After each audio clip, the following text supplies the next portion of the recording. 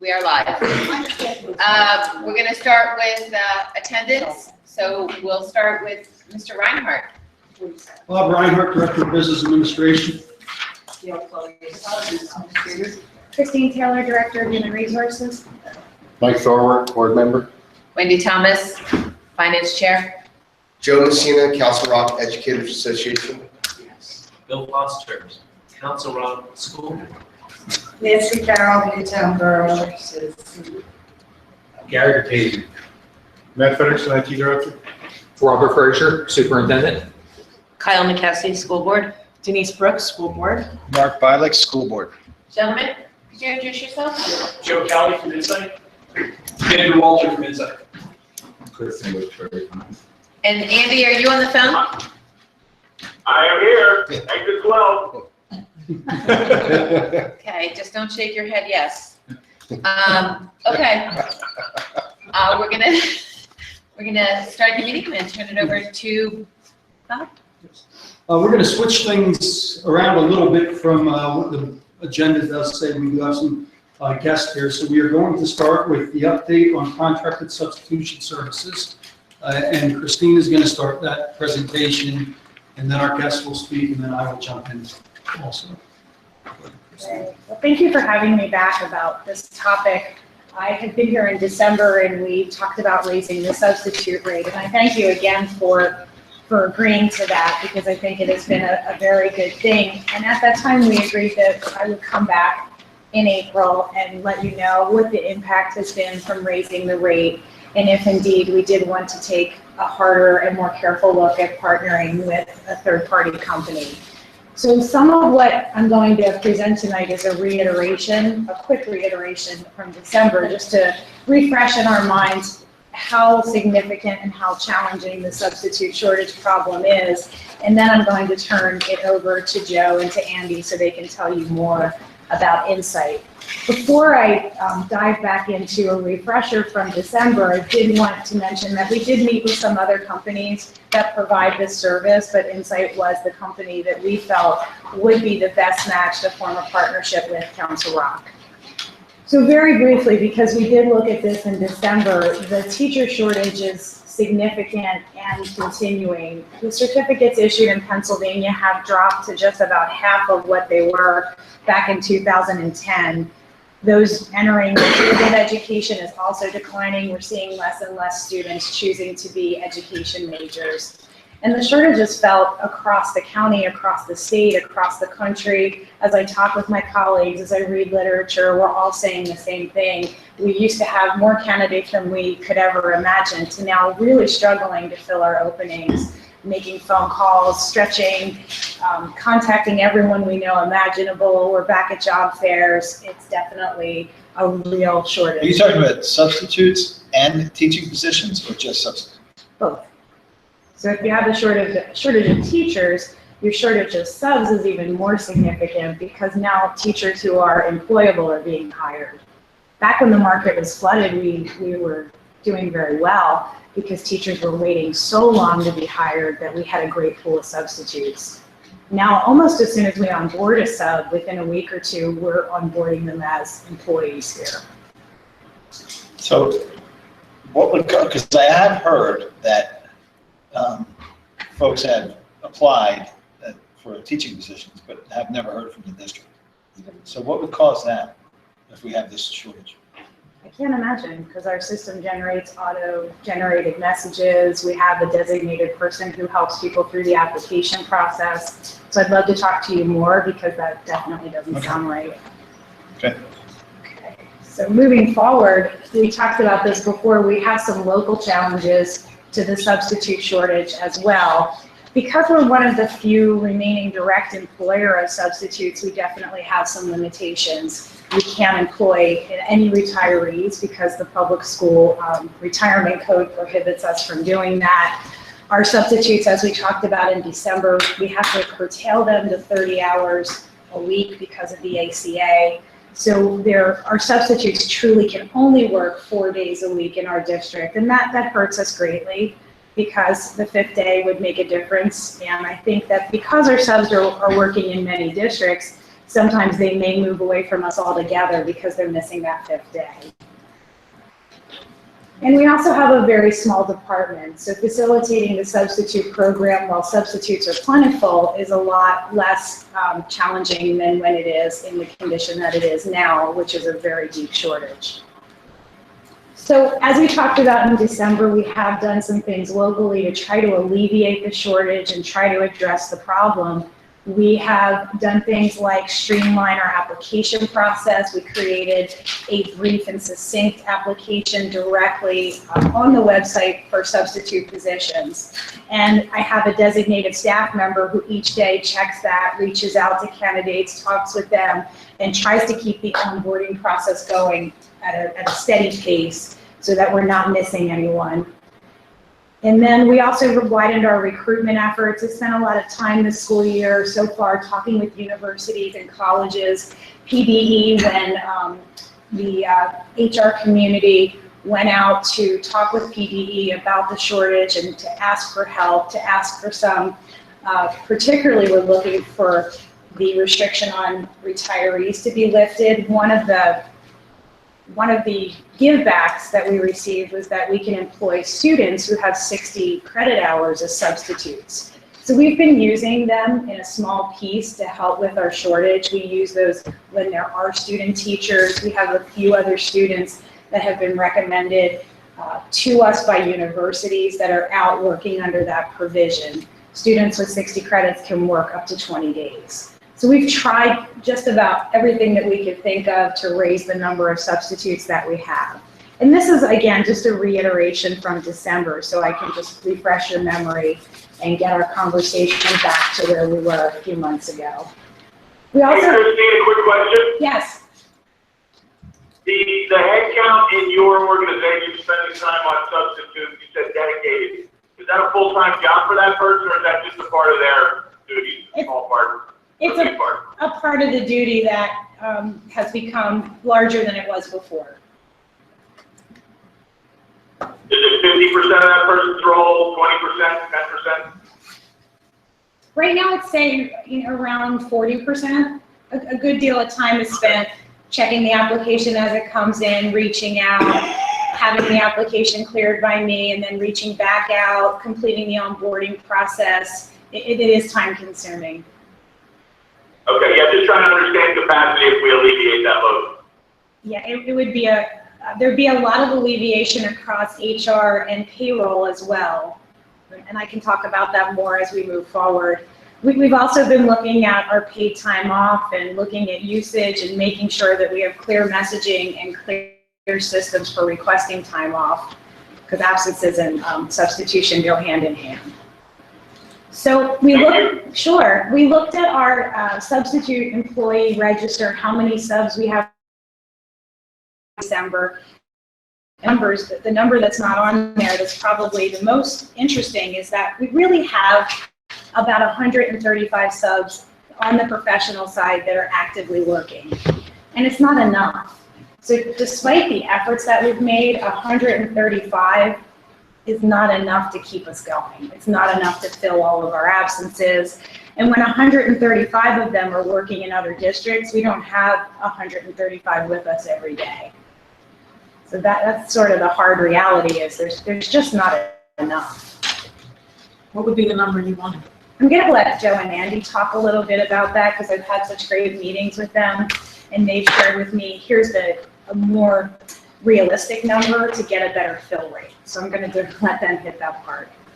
So if we look at the next slide, you'll I see. just want to understand, when you say 135 actively working, that means that they're coming regularly Yes. and that, so you have a pool of 364 that you call on, but 135 are the reliable ones or something. Is that what you're saying? Or the more steadily working? Yes, so 89 of those are not actively working, which means when I run a report and say, show me from November to date, all of the subs who haven't been in since November, there's 89 of them. I see. 135 have been in actively working for us as a sub. And how many, is there an average number of subs that we need per day. per day or? Anywhere from, realistically, on a bad day, we can meet over 100. On a lower day, maybe between 80 and 70. Mhm. A day. A day. Good numbers. Is that like, that just sounds extreme. I mean, I don't have a frame of reference, but But that doesn't take into account, some of these are planned and scheduled ahead of time versus right. somebody calling out. So you have about 840 teachers. You have field trips, you have professional development, you have sickness, you have personal days, then we have jury duty, workers' compensation, people who get hurt on the job and go on to workers' compensation. So it's a variety of different reasons. So I guess the question is, do we feel like we've managed that to a tight number, so if that percentage off every day is not too high, there's nothing we can do about that? Well, it's definitely a challenge because within our collective bargaining agreements, there are a certain number of days off that we give. And it's a delicate topic with staff and how we approach it is important. So we do carefully monitor absences. In fact, I just sent to each principal some pretty extensive data showing here's the absences in your building as compared to other buildings across the elementary level and across the secondary level. And what principals are then asked to do is to start having conversations with our high utilizers and say, this is having an impact, you need to be more cognizant of your time out. So we do monitor it and make efforts to curtail that number.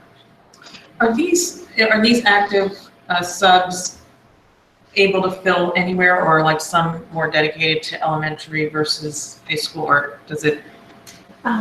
Most of our subs are either elementary or secondary. I have a few who will move between levels. Like, for example, a health and PE teacher might be more willing to go at any level, but we really do have a cadre of people who work at the secondary level or who may work at the high school level only. And in this active bunch, are they divided between the two, or is the need greater at the upper grades versus the lower grades? I would want to look at the absence data more closely to answer that accurately, but I would say that, for example, when the children went to Disney, the need at the secondary level was greater.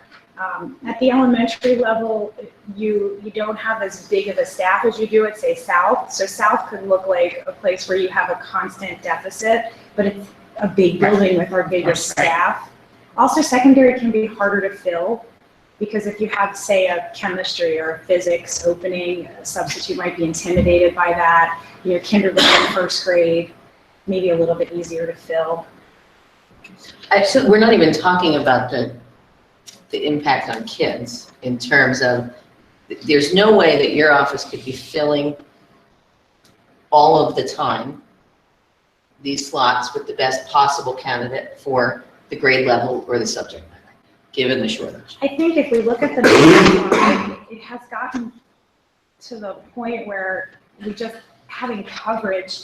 You need a warm body at this point, and that's not your fault. And what I think needs greater explanation, or for me, if I take 11,000 kids divided by 30, that's 360. Now, I know it doesn't work that way. You have nurses, et cetera. It's by no means to say, but even I add 100 more to that, say there's 450 classrooms of children that need to be covered. 100 of them is 25% out in a day. Like, we need to look at policy if we have a 25% absentee rate. Well, that was or a something. question I had. How do we compare to other districts? And It doesn't sound right, right? No. It's turning. Well, it sounds like it's about 10 or 12%, right, on any given day. She said 85. 10% might be correct. But does that include maternity leave, people on maternity leave and things like that? No. That's just people that called out like that the day of. Like short a term, week like not before a or something. long-term Short-term assignment. absence. They are not inclusive of any approved absence by the school board. So it would not include FMLA, it would not include uncompensated leave, it would not include anything that is beyond a day-to-day And absence. here's the other thing, you said a bad day, right? So do we have one bad day a year, then I'm gonna go, okay, one bad day a year, maybe I don't care so much. But if you're saying to me, we've got a system that allows for 100 absences a day repetitively or with some volume, I need a lot more data around how that's happening and why. And one of the questions I have, Filling it and having you help to fill it is at one level, and that's really what we're here to talk about. But I'm just saying, that sounds, I agree with Denise, that sounds just almost mind-blowing. It can't- I it don't can't- like this these, is- I want numbered out. Well, this is one of those comparisons, the public entity and private, that Yeah. was, it's unimaginable in the So- private sector. For But how do example- we, can I just finish my Sure, question? sure, sure. So how do we compare to other districts? So let me just go back for 1 second to, for example, today we had 81 absences that needed fulfillment. Tomorrow we have 101. Okay, but So there what- are high school trips But going that's, on now. we're talking about support, professional, and you're talking about a variety of reasons. So if we want to have a meeting on absence data, I would be happy to prepare that and be ready for that conversation. But I do want to make sure that we're not falling down a rabbit hole if that's not inaccurate. It is accurate, but we're looking at a great number of positions, not just professional. Right, so what I'm thinking of, there's a teacher with support staff, if somebody calls out for the day, well, we'd like to have a secondary teacher in that class the whole time. For one day, there's a teacher in the classroom, it's not like that classroom is empty, and now you're, I don't know, it just, if we're talking about empty, we're taking a warm body to put in to fill a class, and there's 100, that's a different scenario than we have normally 2 nurses at the high school and one's out and we're having trouble filling the second one. Like, to me, that feels different than I've got 100 classrooms in the district that I've got to fill with a sub every day. That's a, it's the second person in the building or a third person in the building. It feels different. But so you're just saying it's people out. It's not necessarily classrooms that don't have a Council Rock employee in them. Again, I'm happy to come back and we can look more closely at absence data because that's not what I'm prepared to talk about tonight. Right, I understand that. But what I am referring to, and these are real numbers, are the number of absences that require a substitute. So within the number of absences that require a substitute, we have teachers, we have our support staff, teacher assistants, staff nurses, and that's it. Those are the folks that we hire substitutes for. Christine, do those numbers include folks who are out on leave No, as well? no, No, these are just from a day-to-day standpoint. yes. Okay. So I think what we're saying is we'd like to know what goes into allowing 10% of the staff to be out repetitively. Like, again, if it's 5 days a year that happens, that's one thing. But if we're saying 81 today and 100 tomorrow and 100 Monday and 100 Tuesday, we need to understand the policies under which we're operating that allow for that level of absenteeism consistently throughout the school year. So I think it's a worthy conversation, and I think when we start to look at collective bargaining, I have definite suggestions on how we might be able to maintain the great environment that we have for employees, but perhaps make these numbers somewhat smaller. So I don't disagree with you.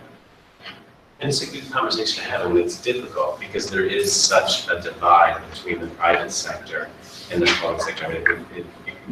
I never took a sick day basically my whole career, and the idea of 10% absent is just not going to happen. But then another part of it that would be difficult and uncomfortable is if you just gave one piece of data tomorrow versus today. Well, we know tomorrow is a very special day, right? It's the Friday before spring break. But those kind of differences in Fridays versus Thursdays, if that shows up, it's part of the conversation saying, well, that's also not great. And so having that information to have a frank and open discussion about it and then lead to motivation towards what you're outlining. Like how do we look at collective bargaining in the future? It's worth it. It's painful and it's difficult, but it's important. So thanks for offering to go down that road. And I think it's important to put some attention back on what I said before, is that as a cabinet team, we are actively looking at the absence data and then sharing that with the principals to say, we need you to look at the high utilizers, to sit down and talk with them about the instructional impact. So for example, if your child unfortunately had strep and now you're scheduled to be at a workshop, maybe you need to give up that workshop. And those are the kind of conversations that so we're not blindly ignoring the absence side of it. There is a lot of work being done. I want you to know, and Mark, to go back to your question, I have not asked other districts what their absence rates are like. I could, I have not yet. It would be nice to know. And let me ask you a follow-up question on it. So when you're talking about the high utilizers, I think that was your term, right? How many are we talking per building? And again, we didn't come here ready to talk about absence data, but I could, share. I don't want to be inaccurate and That's not okay. give you the right data today. Across our numbers are not very different school to school, and our schools vary in size. But when I look at across the spread of elementary schools, does one school stand out? No, but some of the categories stand out. And that's why I think in collective bargaining, we could talk about specific categories and that might help. And anecdotally, to add another, because you're saying anecdotally, you're trying to respond. 3 kids through this district in how many ever years? I don't ever recall thinking that my kid's teacher had an absent problem. So just to level the playing field. I saw teachers at school sick. I saw them stressed about their kids being sick. Like, I don't want to leave this conversation with, oh, every teacher in Council Rock just calls out sick every day. Like, that's not my perception. But we certainly have to look at the aggregate, dig into the details, and see what we can do long-term I mean, this is a fix for it. We have some people here to give us the best we can get to fill the classrooms, but I think the board then wants to see a presentation about the root cause of why we have that many people out at another time. Expenditure. Because it's a double expense. It's a double expense, Yes. sure. It's a double expenditure, it's academic growth. Yeah. It's just all around something we need to have a better understanding for. Today is, how do we solve for this problem? But we definitely need to have you come back to this. So or why don't we academic standards. give Christine some guidance before she leaves here, not knowing what the follow-up is, or should everybody who wants certain things send that to Denise and Ed, and then they can coordinate that so you can move on and know what we're asking, and these folks can. And that'll help me, because it's such a sensitive topic, to answer you accurately and to give you a clear picture, because I don't want to answer inaccurately and give you an inaccurate picture or make you, believe something that might not be exactly what we're talking about. And I'm looking at the data right now, and the biggest driver is a category called family illness. And it's a collective bargaining piece that I think we really need to talk through. So we can absolutely have this conversation, but I want to be really well prepared to do it. That's fair. Well, and there's some other creative solutions to help people with that too, that we might be able to investigate.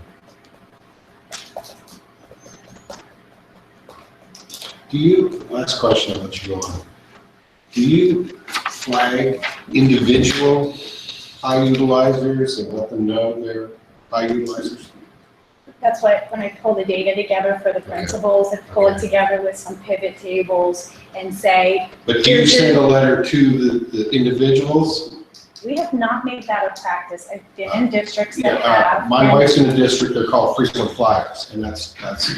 I can tell you, having worked in a district, that no matter what, you hit this number, you got a letter. What's really negative about that is maybe that person had cancer. Right. Maybe that person's child was really sick, and that when you're not really looking at what are the circumstances and that letter goes out, it could be very devastating and be a real morale killer. So what we do instead is say to the principal, you know your staff, you know the circumstances, look at these numbers, and then we expect you to sit with those that you need to sit with. And they do. and people get upset, they Okay. get angry. So I'm going to ask one more question about this, and it's not, I don't need data. So you asked the principals to sit with the individuals. How do we know that the principals are doing that, and what's the follow-up? How do we know that they're not just saying, okay, and moving on to something else? Because it Is might there- sound like a bad answer. Is there a but- follow-up? Because I believe that they do and trust that they do, but you know, do I go and say, how did it go to every principal? No. Okay.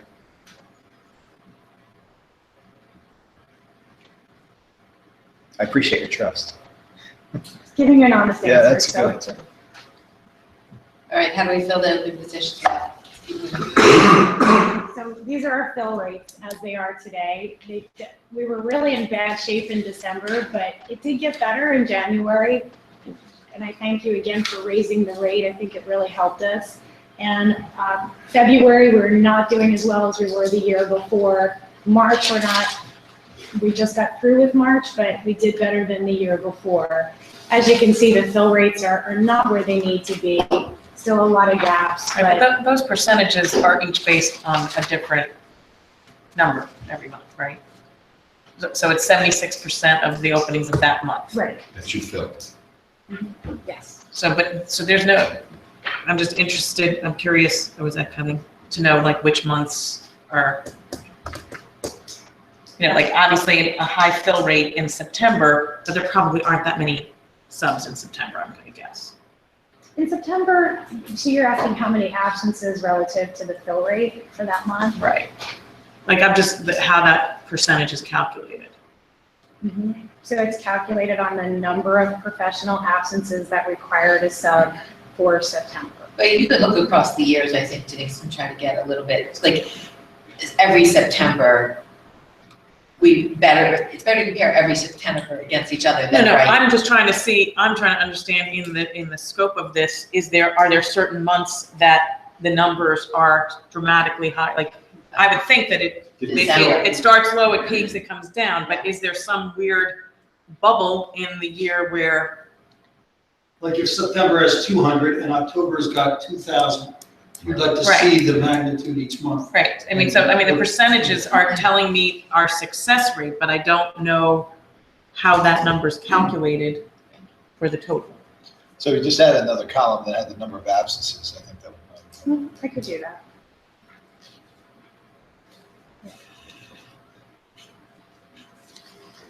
And back to, Wendy, did you say it, or Kyle, I'm not sure, they don't vary much year to year. So the months tend to look the same too. So September is a light month, November, December definitely are higher absence months. So year to year, because we look at our absence data from each year to see are they going up, are they going down, and they don't vary greatly. Right, I mean, I'm just saying, like, we raised the rate, and so it looks like that helped get better success, but when I compare it to the previous year, it would be important to know how the number of openings compared. Like, you know what I mean? Like, Yeah, we could have that data, that wouldn't be a problem.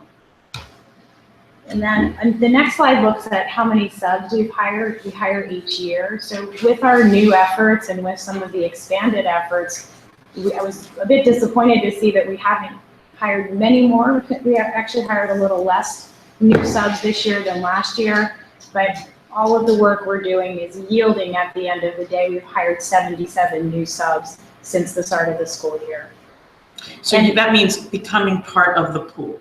Yes. So we don't know if they become active or whatever, it's just that falls into that 300 and, 364 active, yeah. So that's just filling into that pool. Right, so some of them, so of the 77, some may actually not be actively working. Got it, okay.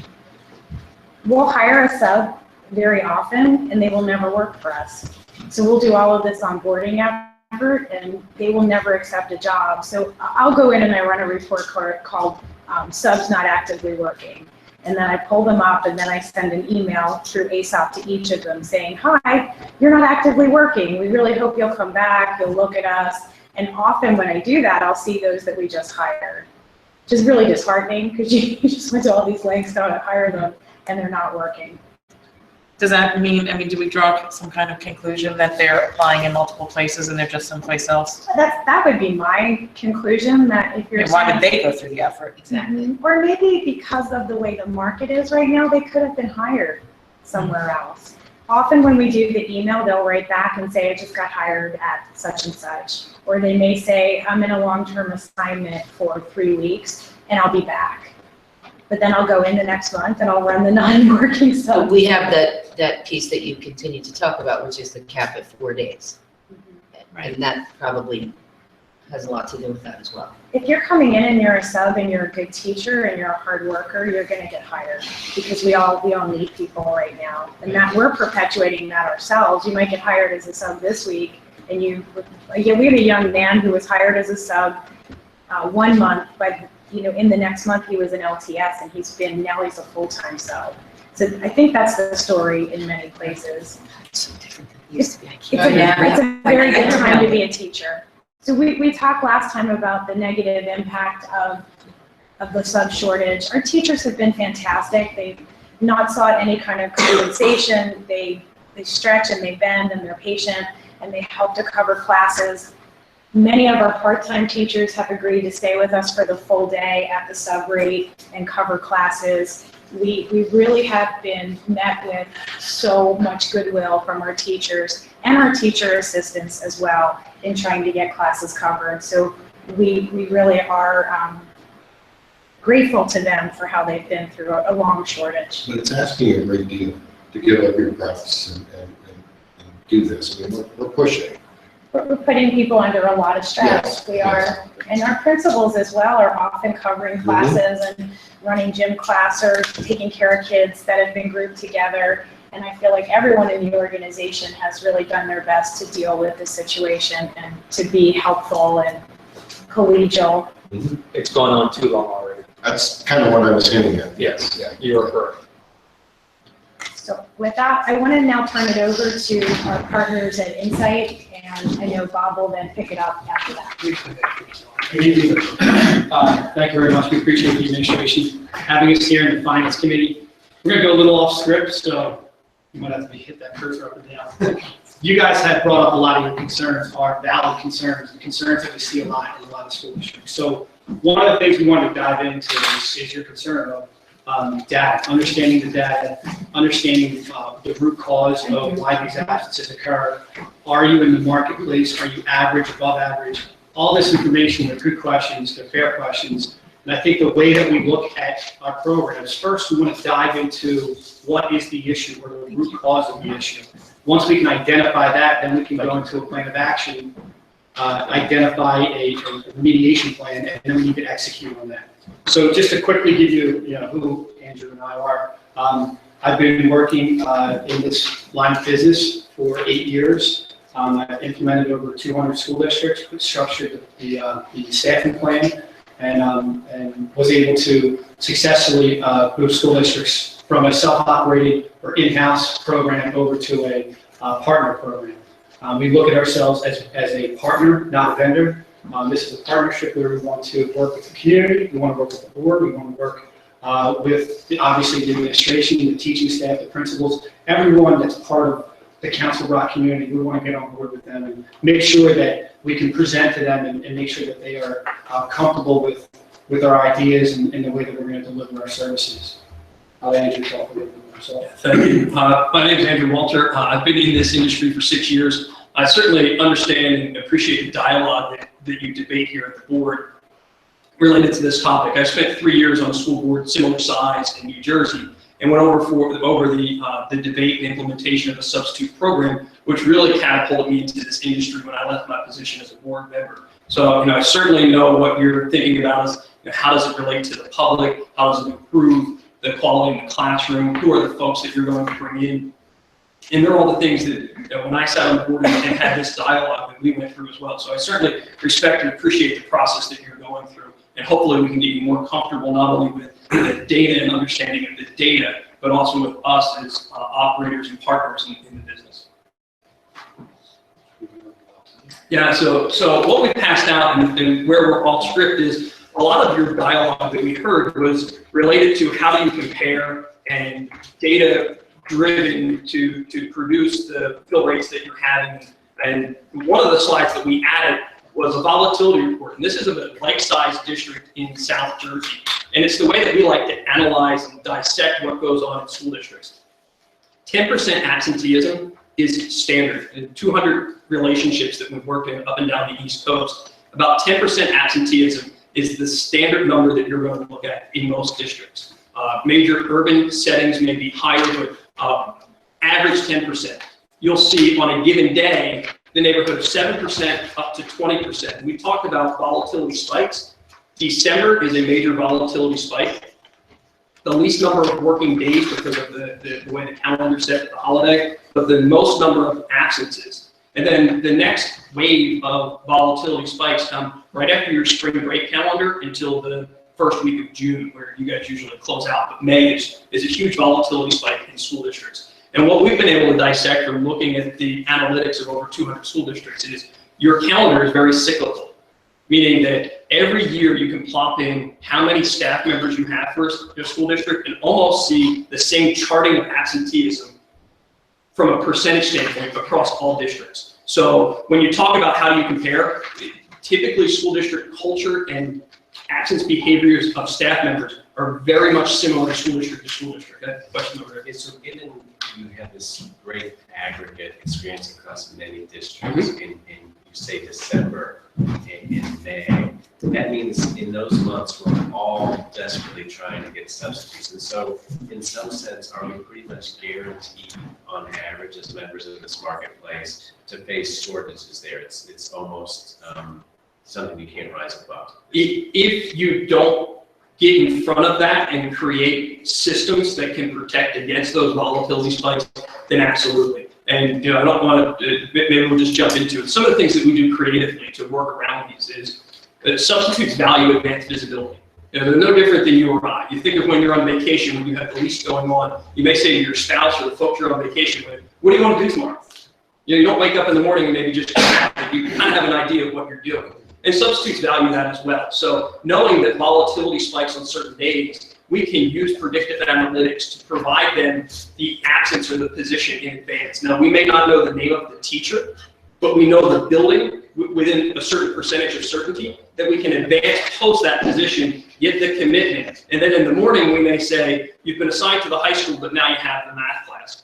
Or you've been assigned to the middle school, but you're going to 6th grade. So we're using data to help drive our business because we know that they value advanced visibility and they value knowing the building. So it would be different if we said, hey, we know that we need 100 tomorrow in Council Rock, and we probably knew that a week ago, but the positions weren't posted until today.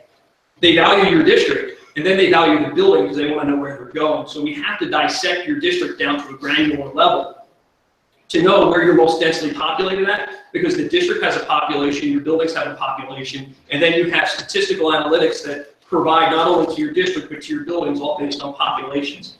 And it's not perfect every time, but it gets you pretty close. And then, so since you're a vendor across many districts, so say, Shanley is a neighboring district and Ansbury is a neighboring district, and then maybe one of their schools is 3 miles from one of our schools.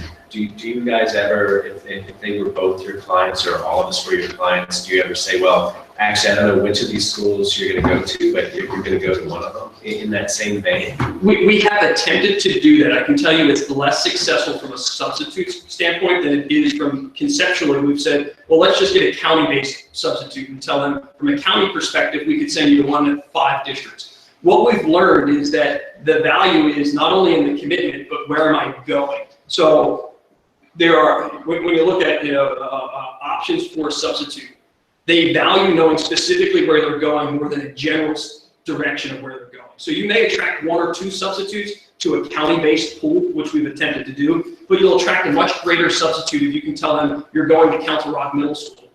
Then I think you're going to go somewhere in the county. But we have tried it both ways. How much of that kind of predictive stuff have we been doing? Because I know people who sub in the district, and I know someone who in the fall said, I'm subbing at South when they go on their trip to Disney. So how much of that do we do? I have 4 people on staff, so not a ton. We ask our teachers especially when we're scheduling PD work, to put their absences in as soon as possible. So there's always the opportunity for subs to accept assignments that are not emergency related well ahead of time. We do have people at the high school level who go there each day, but we don't have a ton of time to do that kind of predictive work. We don't have the resources. PD is a great topic to talk about because typically PD is approved at the board level for you to go out and have professional development come in. So you would think that professional development days are going to go in 30 to 45 days in advance. And what the data tells us is that more than 25% of professional development days are live within 24 hours of that absence. And we believe that the majority of those folks, because it's not a scheduled day off, there's a certain trigger that goes, oh darn, I'm working tomorrow, but I've forgotten to log my absence to get a substitute. It may be an in-district professional development day where they're going to the admin building and they're pulled out. So they didn't have the mindset of let me go and get a substitute until that morning of where, uh-oh, it happened, which creates that sense of urgency. So that advanced visibility that the sub's so valued, when that's coming in at 6 o'clock in the morning because everyone just kind of forgot for a second, it drastically reduces your fill rate. And what we talked about on this volatility report is how volatility impacts the school district. So what we're trying to capture here is when you have your average or your baseline, and let's just assume for Council Rock purposes, it's 80 is your baseline. How many days are you at your baseline? How many days are you 5% above it, 10%, 15%, and then 20% above? And what we believe is there's really a tale of 2 halves of school districts. There's really about 130 days or so in the school calendar that you're going to be within 5% of your absence of your baseline. And then there's going to be about 30 to 40 days that you're going to be at this extreme high volatility. A lot of those days occur in May, December, and then Mondays and Fridays are another indicator of this. So what we see is working on your own, you can probably do well for about 120, 130 days without some of this predictive analytics, trying to do more than less or more with less with your substitute pool. So when I think the question was asked is your substitute pool adequate or where do you see it needing to go? I think we have a slide on that. If we can maybe jump around for a second. But what we usually use is 3.5 times your average daily absence. Keep going back. There you go. So what we like to look at is 3.5 times, and that's what we've said is an adequate substitute pool. So let's assume you need 100 substitutes a day to keep the math round. 350 substitutes actively working.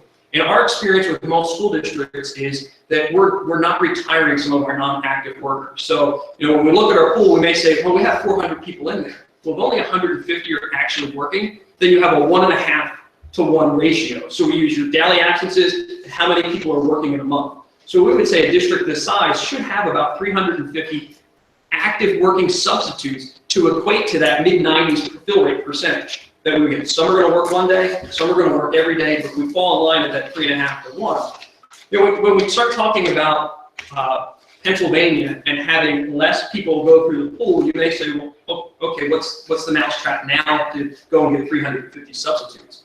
What we look at is how do you do more with less? So how do I drive that 3.5 formula down to 1.5 and try to do more with less?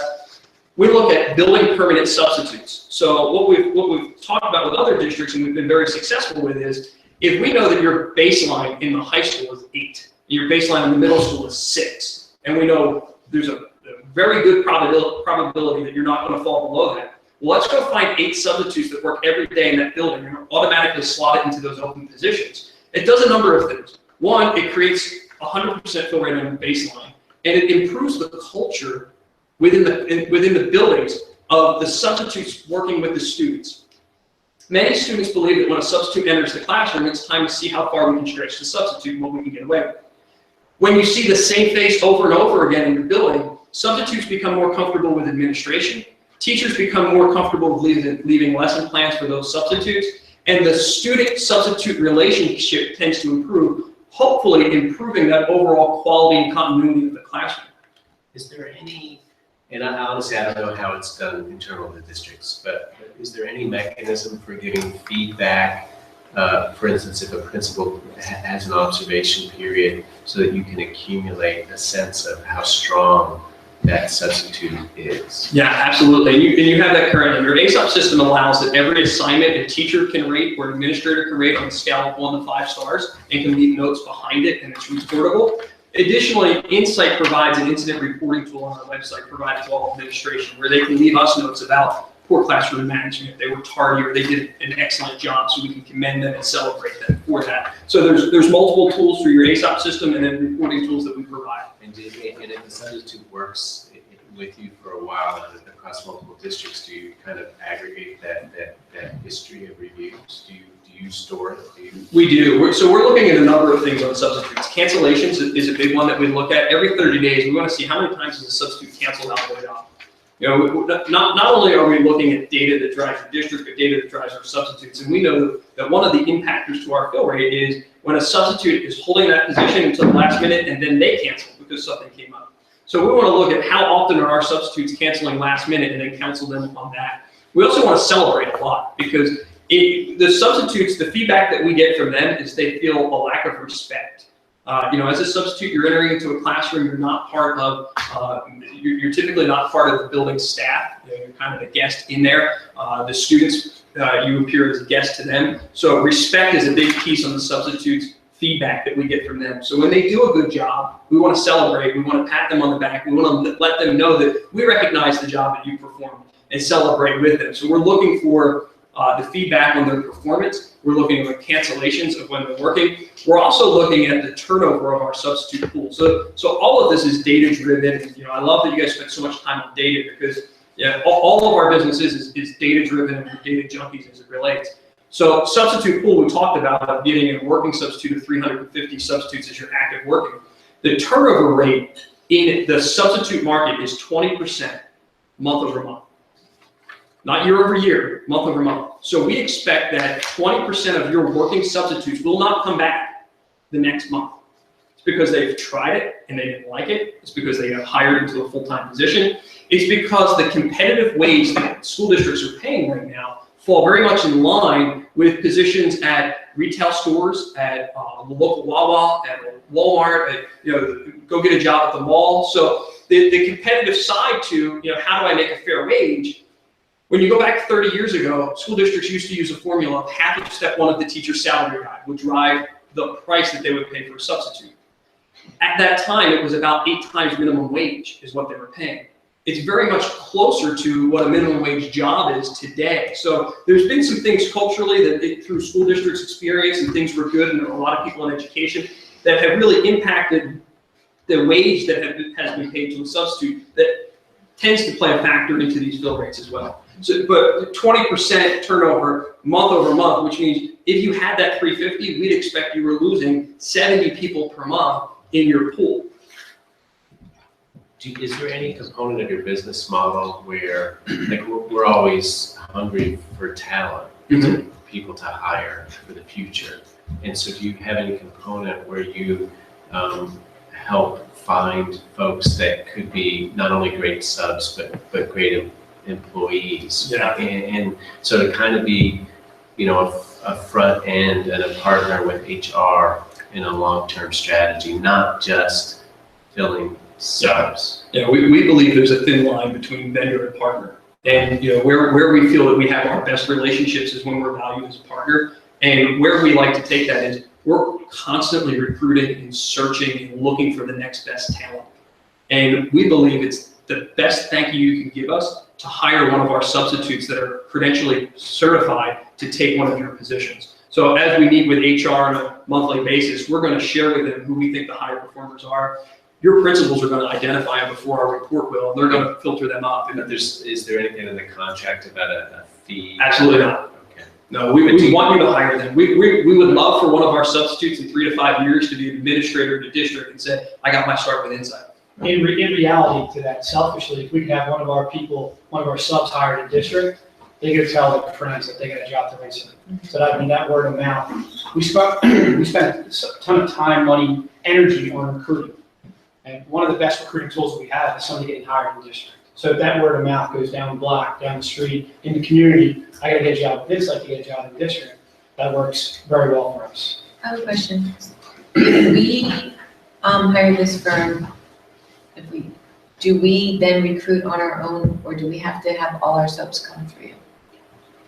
My understanding is that we could bring subs to you as well. I mean, Or we'd have to pay the 30% on top of what we're paying now? Oh, yes, the subs would be there. So we can't do our own anymore?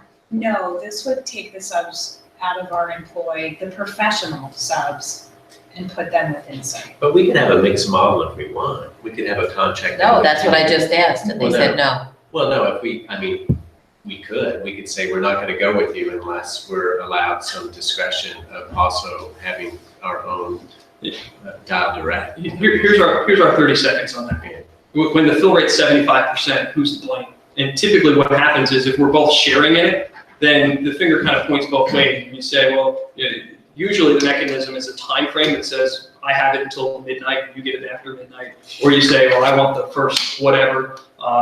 And then when we're out there recruiting, who does the person work for? They may work for us in another district. So there's a lot of things that, if we're sharing in it, there's a lot of things to kind of work through and say, how does it all operate? So to the partnership conversation, in order for me to get from 75% to 90%, so 20%, I have to pay 30% more for those 75% I was doing on my own. Yeah, and So, I don't want to jump in on the review of financials because there's employer taxes of about 16% that you're currently paying on top of that would be included in ours. So the 30% isn't a true markup, it's employer taxes that are included. I'll go over that. okay, so even if it's 15% more, but I'm paying 15% more on the 75% I'm getting today to get an additional 20%. So the cost of moving my fill rate up 20%, which if it's 100, it's 20 people.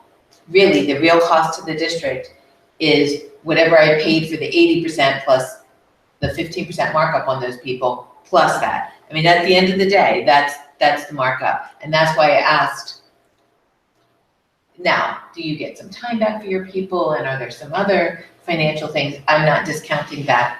And I would agree, I would much prefer to have a partner than I would a vendor. So we're also gonna have to pay for that, but I just, financially, we need to be clear. I wanted to be clear if we were gonna do some stuff on our own or not, and if. So I'll let Bob speak to the financials, but I can speak to some of the strain that will come off not only the HR office, but also the payroll office as well. I think that the challenge is bigger than a small department like mine can meet. So putting the financials aside, this company has the resources, the time, and the energy to devote to recruiting and really going at the substitute shortage and being able to solve it. That's one thing that's important to mention. But like I was saying, we hire people and it's a revolving door, and you put all of this energy into onboarding people and they may never work. And I have one person dedicated to reviewing every sub app. I have another person who enters them all into our Munis system.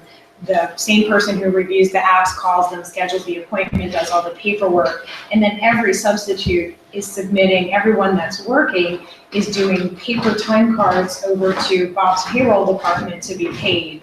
So it's volumes of work up in the payroll office too that will be alleviated. Well, if this is position, translates to position reassignment or elimination, that certainly then takes away, some of the cost. But if I'm spending $100 a sub and I'm putting 75 people to work a day, spending $7,500 to get the next 20 people, I'm spending 15% of that. I have the plus whatever financials, I and pay we'll go them. over them, and I So- think I can explain it well. I'm not sure, I'm sure you can explain it, it Yes. still costs me that money. There's no way it can't, these guys couldn't, we have to just pay, if there's positions, like I said, that we're gonna save money in, then we would need to take that into consideration. This Because it does sound like a lot of work. This would allow my team to focus on other things and be able to do better at the large amount of work that we have and release some of the strain that they're under. So I wouldn't have a cost savings from it, but I would have an alleviation of how spread thin everyone is. Well, and there's an educational improvement here too. Because we're putting people in the classrooms right now, we're not. And if this trend continues, we will probably have to start paying more to get more. I think that Not the patience of our professional, I'm sorry, I think the patience of our professional group is wearing thin, and I don't think that it will be, all of this coverage will be free from compensation for much longer. And I think that the biggest concern here isn't the work to my department or Bob's department, because we've made it work for years. It's more that the fill rates are where they are, and they're staying where they are, and what that means to kids, to our staff, to our programs. So that's my main purpose in sitting here. The other pieces are great bonuses that, you know, we might be able to not be stretched so thin, but that's not my purpose, or I know not yours either. All roads lead to the classroom. Here we are. I have just one question with the permanent subs that you mentioned. I know when I first got here, I think we had some subs that were permanent subs, and they were on schedule then. So they were on a teacher schedule, which becomes very, very costly compared to the way we operate here. Would you suggest that we would hire, I mean, you said 8 here, 6 here, that would be very, very expensive for us to do that.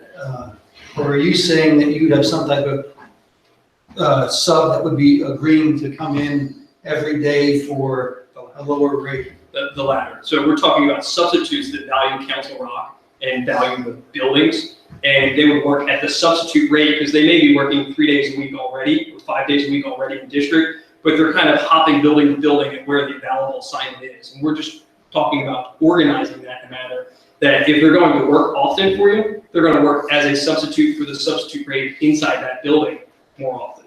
Okay. So then, because they're working for you and not us, the 30 hours a week, and you might want to explain it, you probably have that somewhere up there, about a 12-month employee with you as opposed to a 10-month with us. So the Affordable Care Act affects a district where you're in a 10-month calendar. Within those 10 months, if an employee works every day, they average over those 30 hours. With us, with our organization, the benefit we have is July and August. So we can offset those hours, 1,560, over 12 months as opposed to 10 months, which allows us to get the threshold from 30 hours to 28 and a half or 27, depending on the number of hours that they work in a given day. So if we're able to provide a permanent sub, and it's really designed to fill a need every day. So they're going to go into an absence or a vacancy. So it's not going to, there's not going to be an additional person that day. But the reason for the permanent sub is to work them on an everyday basis, so 185 days a year, 184 days a year, without the Affordable Care Act cost or healthcare cost. We couldn't do that because of the way it's calculated for the. We couldn't sustain the cost of hiring building subs on scale, and there's a legal case out of North Penn where North Penn was employing substitutes on the subscale as building subs, and the grievance went all the way to the courts, and the court said, no, they're contracted teachers.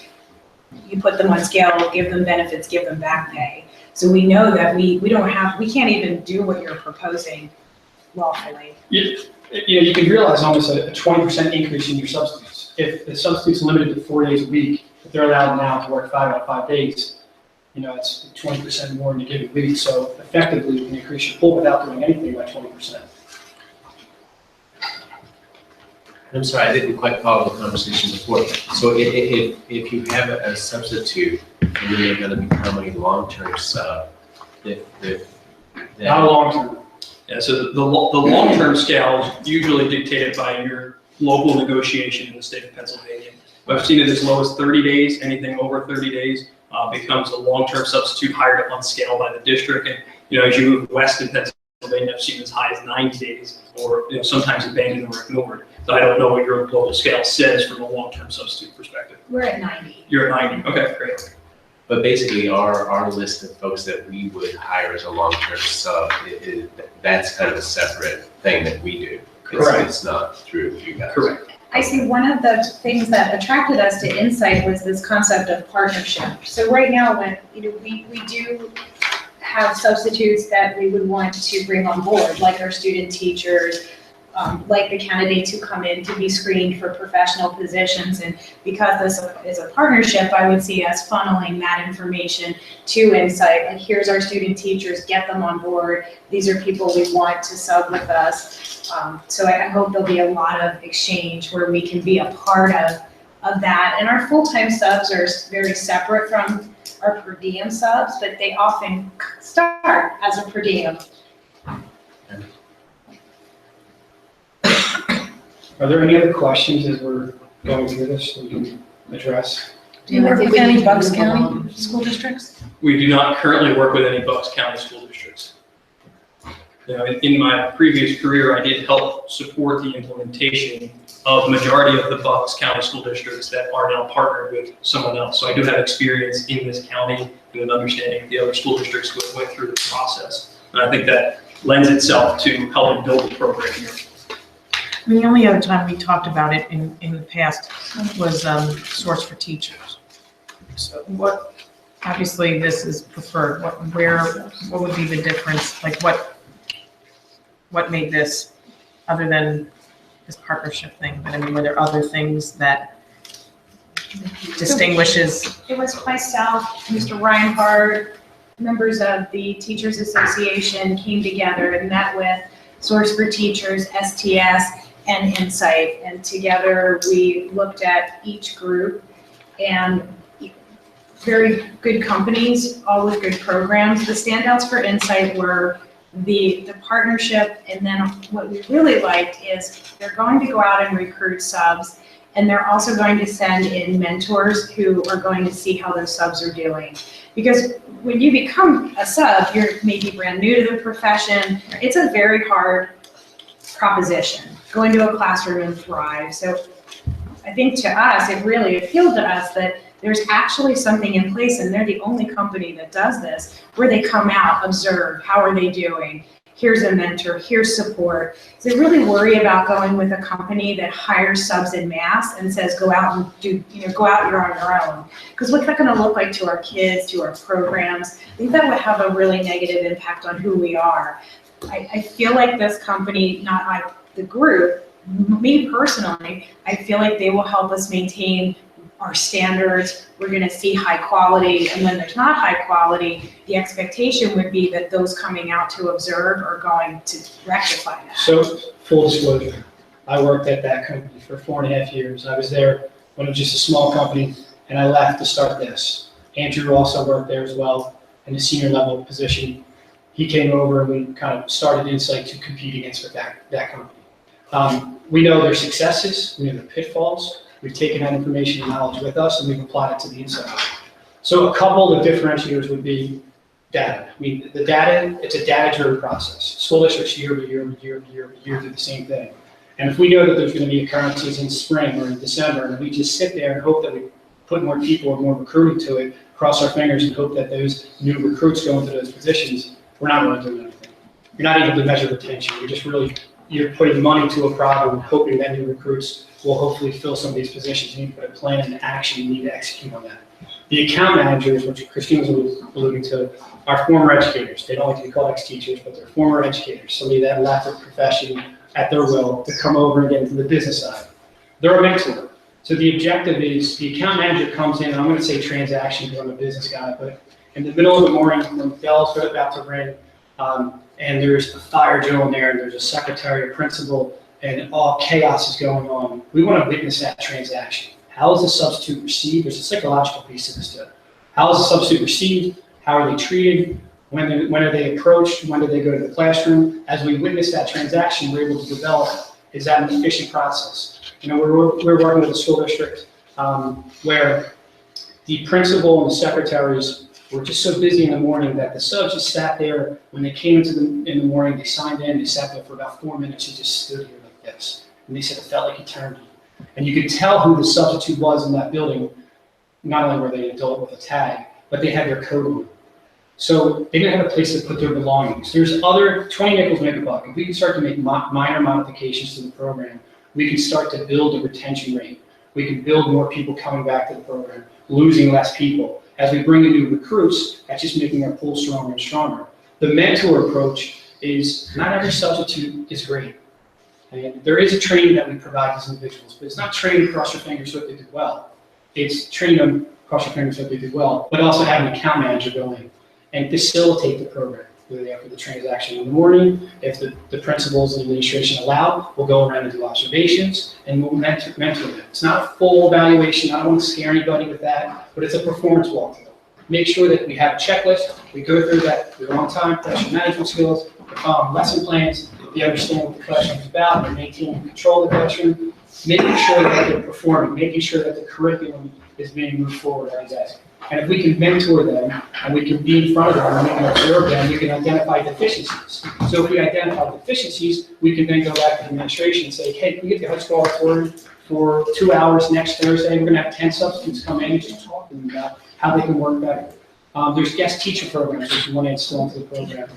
There's individuals that have bachelor's degree in this community that we think would be possibly good substitutes. Now they have to go through a training, they have to be mentored, but those may be individuals that can fill some of the void that we have here currently in the community. One of the things we do on a recruiting basis, which I think would be a differentiator from us and the other company, would be we use data to support our program and drive our decisions. We also use Google and Facebook to help us recruit. Every single teacher on the face of this earth is on Facebook. Their family's on it, their aunt, their niece, their uncle, whoever it is, they're all on Facebook. What's great about Facebook is you can get very granular. You know who you are, you know where you live, I know what your occupation is, and what your hobbies are. We can dial into that and then go recruit online. So not just post something on a Indeed or a ZipRecruiter, but go identify people that we want based on our payroll, based on your demographics that we want in our pool. So we market to those individuals. And then we also remarket to them. So if you've ever been to Macy's.com, you go online and put something in the basket, but you don't buy it, and then it follows you around on the next website and the next website, well, that's called remarketing. So we do that with our remarketing campaign as well. So some substitutes might see that, you might see it as a sign and say, great, I got to sign up to Insight. They keep popping up on my screen, which is it's been successful for us to bring on new recruits. We have relationships with colleges and universities. We go to all the job fairs. We were there in Oaks 2 days ago. They're great recruiting sources. You kind of have to do them. That's blocking and tackling. The other thing that we do that I don't believe anyone else does is we're present. We're present in the building with the account manager, and we're present within the community for recruiting. You got a football game, we're going to be there. On a Friday night, we got 15 people out of our corporate office with a tablecloth, flag, and a water bottle, just handing them out, trying to attract people to come over. We're breaking down barriers. We're not just a company or a logo. We're somebody that's part of the community. We're giving up our Friday nights to be with you. You know, not everybody does that. And will we get 30 substitutes at a football game? No. But we'll get 5, we'll get 10. They're people that care about the community. They're people that has a vocation almost to the community. They come to a football game on a Friday night. They know you, you know them. So if we can bring those individuals into the program, we see that as a benefit. It also helps us talk with the secretary or talk with the principal. We'll be in the buildings, but here's another opportunity for us to talk. You come to a football game, you say, hey, you guys are against, I saw you guys at the presentation. How's it going? You know, I can talk to you. We can talk about the successes we're having. Let's talk about the trouble we're having. It's a collaborative approach. If we can bring an issue to you and resolve it together, I think we're doing our job. We're always going to have pitfalls. There's always pitfalls. But I believe that the way that we approach this is different than the other guys. We're not a vendor. We're not a payroll company. We're going to be here and we're going to be present. So we have other topics tonight, so that's okay. Do you want to do the financials and then we'll be done? Yeah. Thank you, Andy. Thank you. Thank you, Joe. Should we stick around for next one? Yes.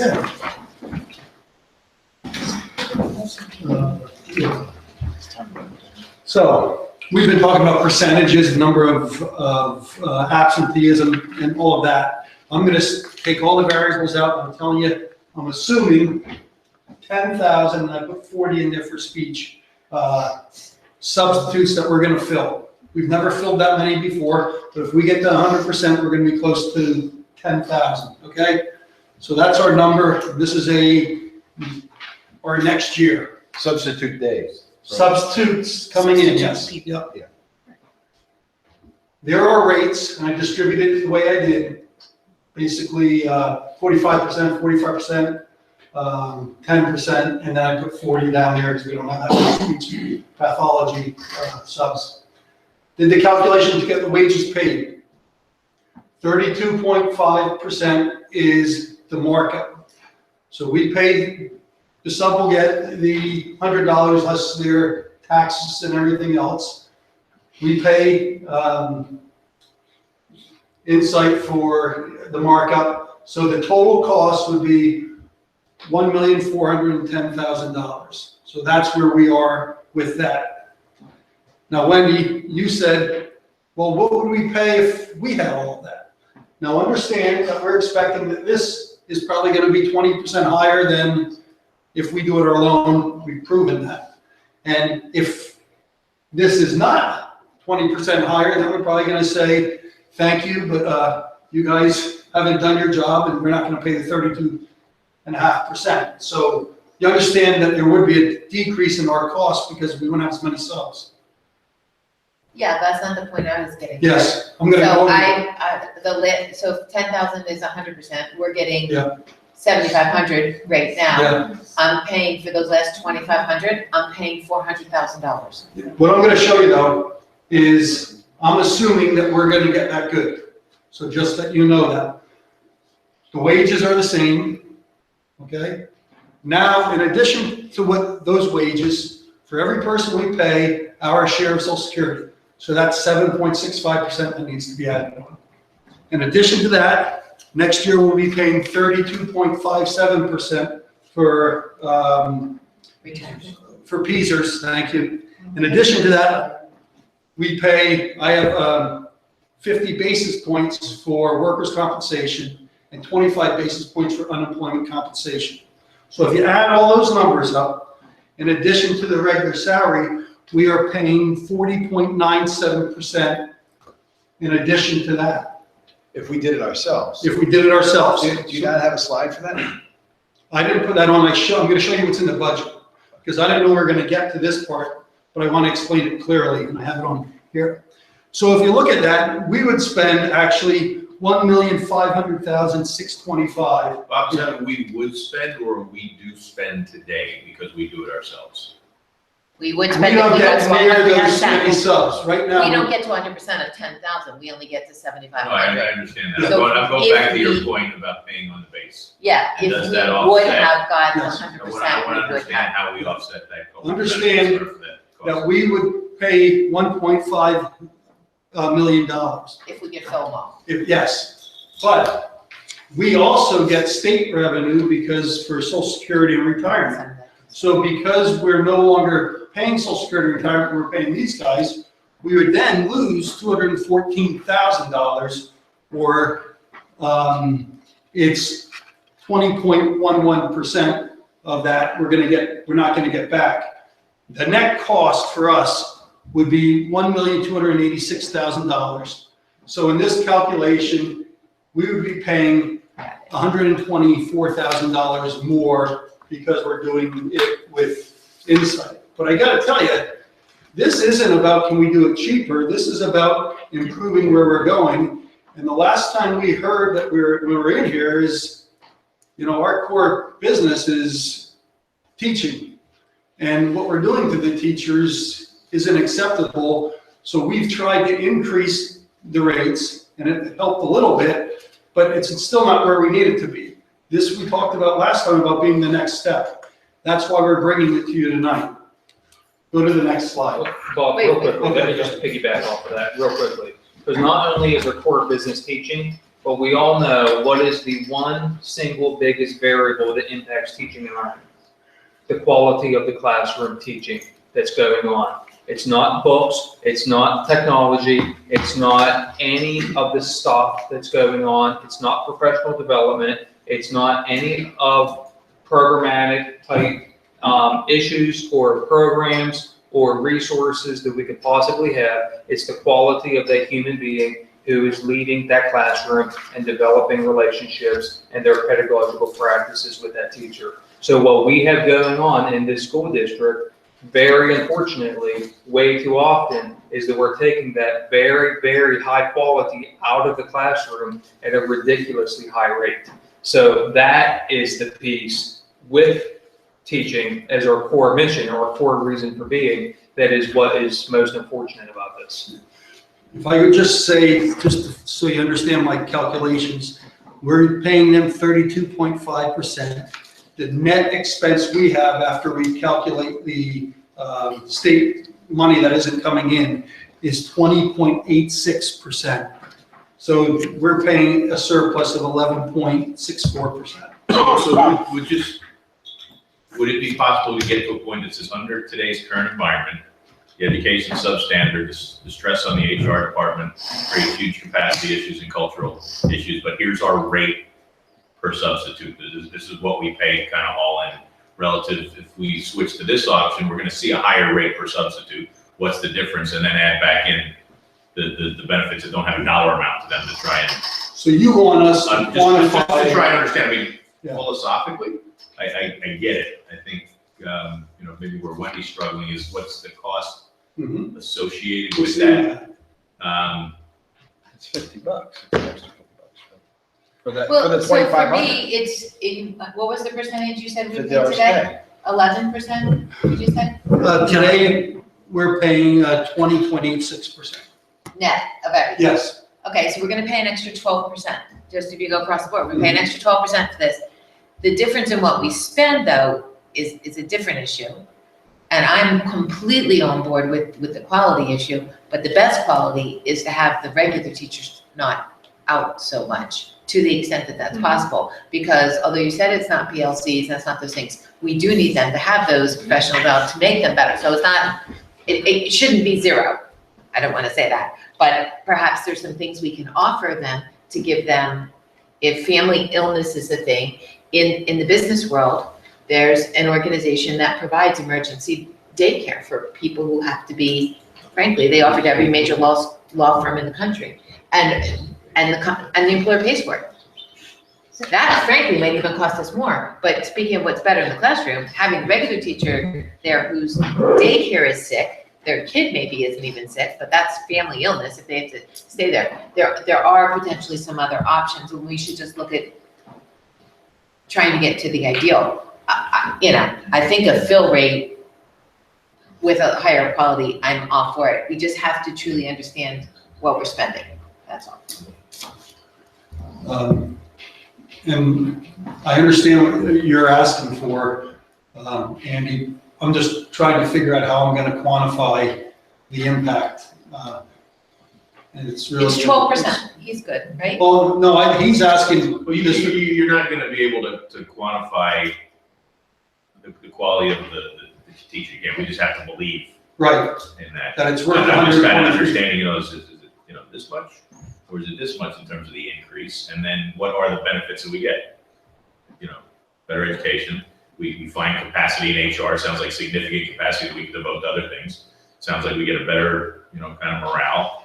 So it's just at what cost? And you're going to get a lot better data. I mean, if you've seen what these guys have done with data, I'm most impressed with their data and what they do with it. We all have data, and it depends on how you handle it and what you're using it for. I was impressed with the way they handled it. Let's go to the next slide. And if I'll just very quickly say that we're one of the last remaining districts that employ subs directly. And to be clear, we're having this conversation because we can't get them. Right. Yeah, in December, what Bob and I took away, and Dr. Frazier too, was that we wanted to have this conversation now because it seemed to be something that we wanted to pursue. We asked you to pursue it. Yes. So, I don't think anybody here is not clear on that this is not Doug's truck, right? This is. We are one of the last remaining direct employer of subs. So I do want to say that most of our counterparts have said this can be done better outside of the district. And it can. Okay. This is currently what's in the 2017-2018 budget. It's the same type of calculations. It's less the state revenue that I would take out. So when you compare this number, the 1.36, and go back to the other one, to the 1.4, I'm telling you we're right on that number. because this is just a made-up number. It could be less than that. It could be 9,700, and if we don't get to 100%, it'll never be that much. And,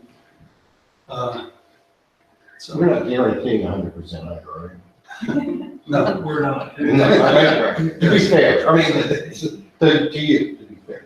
There's many cases with fill rates that you may find out about them after the absence has already occurred, but they still impact your fill rate. Right, So right. you could have scenarios where the teacher doesn't log the absence for a day, it gets in after the fact, and that's what becomes challenging. That's fine. I mean, I'm trying to be fair to you. Yeah. Mike, I had to put those numbers together. They're close, but they were rounded numbers. That's fine. I mean, it's fine. And it's just for analysis. So Are I'm there just thresholds? showing you that I don't think there needs to be any adjustment to the 2017, 2018 budget. But are there thresholds in, I mean, we're not gonna be worse off, right? I mean, how do we know that this is gonna They help only us? make 30% more if they fill it. I So their understand, motivation. but, I mean, they're still dealing with an applicant pool that's depleted also. The guarantee that we have is a 30-day out. So if you're not happy with our services, we'll transition the program back to you. That hasn't happened yet. On average, we have a 10% increase in fill rates. Westchester was 11, Garnet Valley was, I think 10, and Coastal was 30, just to give you a further reference.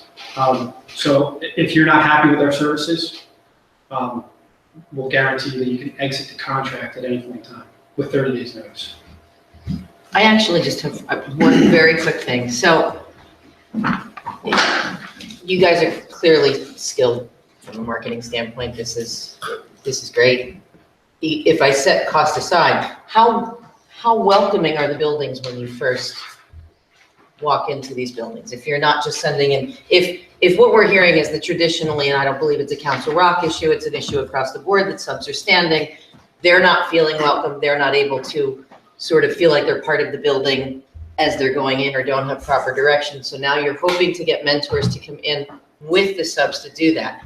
Do you find in your experience that the administrators in the building or the building secretary, I mean, you're strangers in the building in terms of culture, and do you adapt in terms of culture? Every school district has a different feel and flavor. And so the way that the folks that you would send in as mentors in some places might be welcomed in one place more so than another, just based on the culture of the district.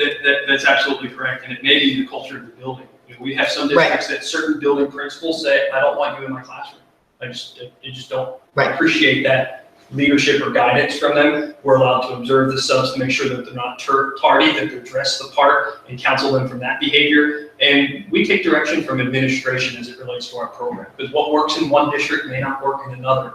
What I can tell you from a cultural perspective, as it relates to your buildings, when we see fill rates that are deficient below 85%, many of those administrators look at us as an opportunity to get back to an acceptable rate. You're talking about collapsing classrooms, teachers that have lost lesson plans, maybe administrators, and I would bet this is occurring right now. We have principals and assistant principals teaching in classrooms right now. Right. And they can't administer a building when they're doing that. So many of them look at this and say, we're thankful you're here. We're hopeful that you improve our fill rate. And you come in with that message and the district presents that message that we hear there's a problem and we're here to solve the problem and we're all going to partner together in order to do We that. believe in a top-down approach as we layer in our program. Our first meeting after you decide to move forward with us is to meet with central office and make sure that we have a game plan developed. Then we want to meet with your principals to make sure that they're on board. If we bypass any person in this top-down approach, they feel left out. So this is through experience of learning what the right way to roll out a program. Principals buy in that they're part of it. We listen to their needs and concerns building by building. And then we go out and meet with your substitutes. And commonly across most implementations, substitutes have a little bit of concern when they get that letter. What does this mean to me? Maybe not so much in this county, because I believe the majority of the districts that want to outsource to substitutes may be used to this and may be working with another provider. Right. But the common question is, how much do I get paid and do I still have a job? And when those two questions are answered, usually they say, okay, great, I can get on board. As long as I'm not losing my job and I can earn the same wage, then let's go at it. And I can work more often now. We're removing the restriction on them as this program comes in. So your sub pool that was working 4 days a week that wants to work here every day and has been forced to go try another district to earn a wage, they can come back here and then be part of this community. We also realize that 85% of the working substitute pool comes from the town or connecting town. So the majority of your pool is right here in this Council Rock School District. How many school districts do you have contracts with? 34 school districts that we're currently working with, So you have 25 employees, 25 corporate employees? 25 corporate employees. How many of those are mentors? 5 mentors. So how do you manage to have mentors in the buildings when you have so many contracts? Yeah, strategic. So when we look at the contracts that we have, if there's 34 contracts, of the districts that are like size to yours, there's probably 5. We place about 11,000 substitutes, or 1,100 substitutes per day. So our 5 folks are divided over those districts, and they usually get into a building in the morning and a building in the afternoon, so there's about 10 of the different buildings throughout the day, or throughout the week. So spending about half of their day in one building and moving over to half in the other. So strategically, they get to all of the buildings throughout the month that they're assigned to, and they develop relationships. Like we said, some buildings say don't come in, other buildings say come in more often, and it's up to them to manage that working calendar. Robert, when you were at Westchester, did they have these folks there then? They actually came into Westchester as I was soon to be departing Westchester. And I believe Westchester was your first Chester County district. That's correct. So it was a leap of faith that Westchester took on these folks, because you guys are Jersey based, as I recall. Correct. Is that right? Westchester is a similar story to Council Rock. Right, that exactly. Chester County decided to, their intermediate unit as well as all their other districts. That's right. And Westchester chose to partner with Insight because they believed in the message that we were providing. Westchester is the highest performing fill rate in Chester County. We've since started working with Coastal School District in 1 year to increase their fill rate by 30%. And I believe there's other Chester County districts that could potentially need a provider to come and join us because it's just the way that we go about our craft differently than others. But being involved with a district that is surrounded by another partner in working with that substitute pool in other places, I think we've already proven the success that we can have in individual county with that relationship. Yeah, I know Jeff Armour, the Human Resources Director, has nothing but fantastic things to say about them. And they reference Garnet Valley, the superintendent there is a former Westchester person as well. And I believe that was instrumental in the selection. That's Delaware County, but directly borders Westchester. So one other question about the mentors, because that was a differentiating factor for you. So you have 5 mentors and you explained how they visit the schools, but tell me about their training experience and how you find those mentors and how they add value from that training and experience. Sure. So those individuals were former educators, former directors, hiring, former teachers that were in the classroom. They're able to speak the same language. They're able to speak the same language as the principals, as the teachers. They know what the substitutes should and can do, and they can be counseled on that. They are the experts, right? I'm just a business guy. They can put the puzzle together, able to structure a program, financially put the back end piece of this so we can make sure everyone's paid on time. We hire experts to be the person out in the field. I don't do the training for them.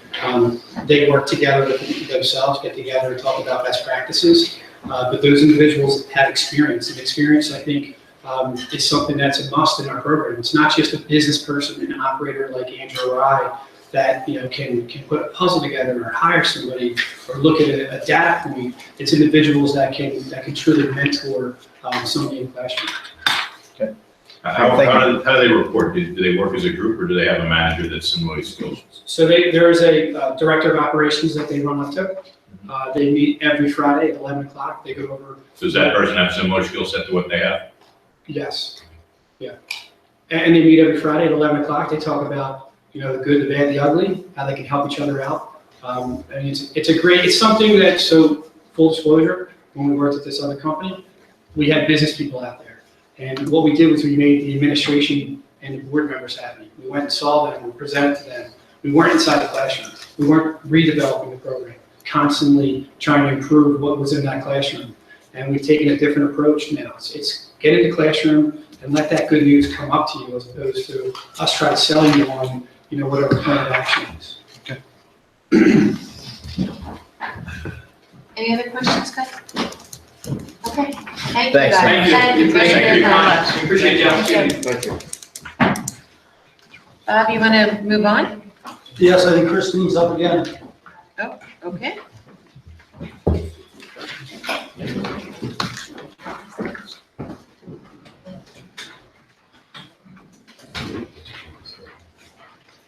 Scott's gonna walk them out. Will we get direction on what to do with this? With the,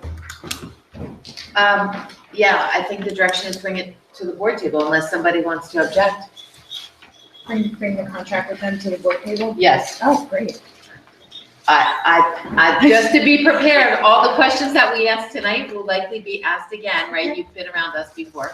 So, Yeah, I would suggest though, when you bring it, Mhm. maybe tighten up that financial model to show it a little more clearly, as well as, you know, to kind of show what you get. Well, that's, you're reading off the computer, I'm looking up there. Well, I wasn't prepared to go into what we were gonna pay and all that, but. Put a slide. Yeah, I will. I mean, that's the important piece, I'm trying I to think, create visibility to teachers and benefits. No, I I think would that's definitely- the easiest part to add to the presentation, though. There were a lot of questions about why and how much, and so I'm just saying it's gonna come back to the board table, and I think you should be, Yeah, know, I that those think from questions listening in were- on the phone yeah. as I was coming down, there's a clear need to understand the absence rates and, it won't be a you know, consent agenda. and I'm not saying that there is, but if there were a way to knock those down significantly, this might not be as big, you know, we might not have to make an expenditure. I'm not saying that's something to understand.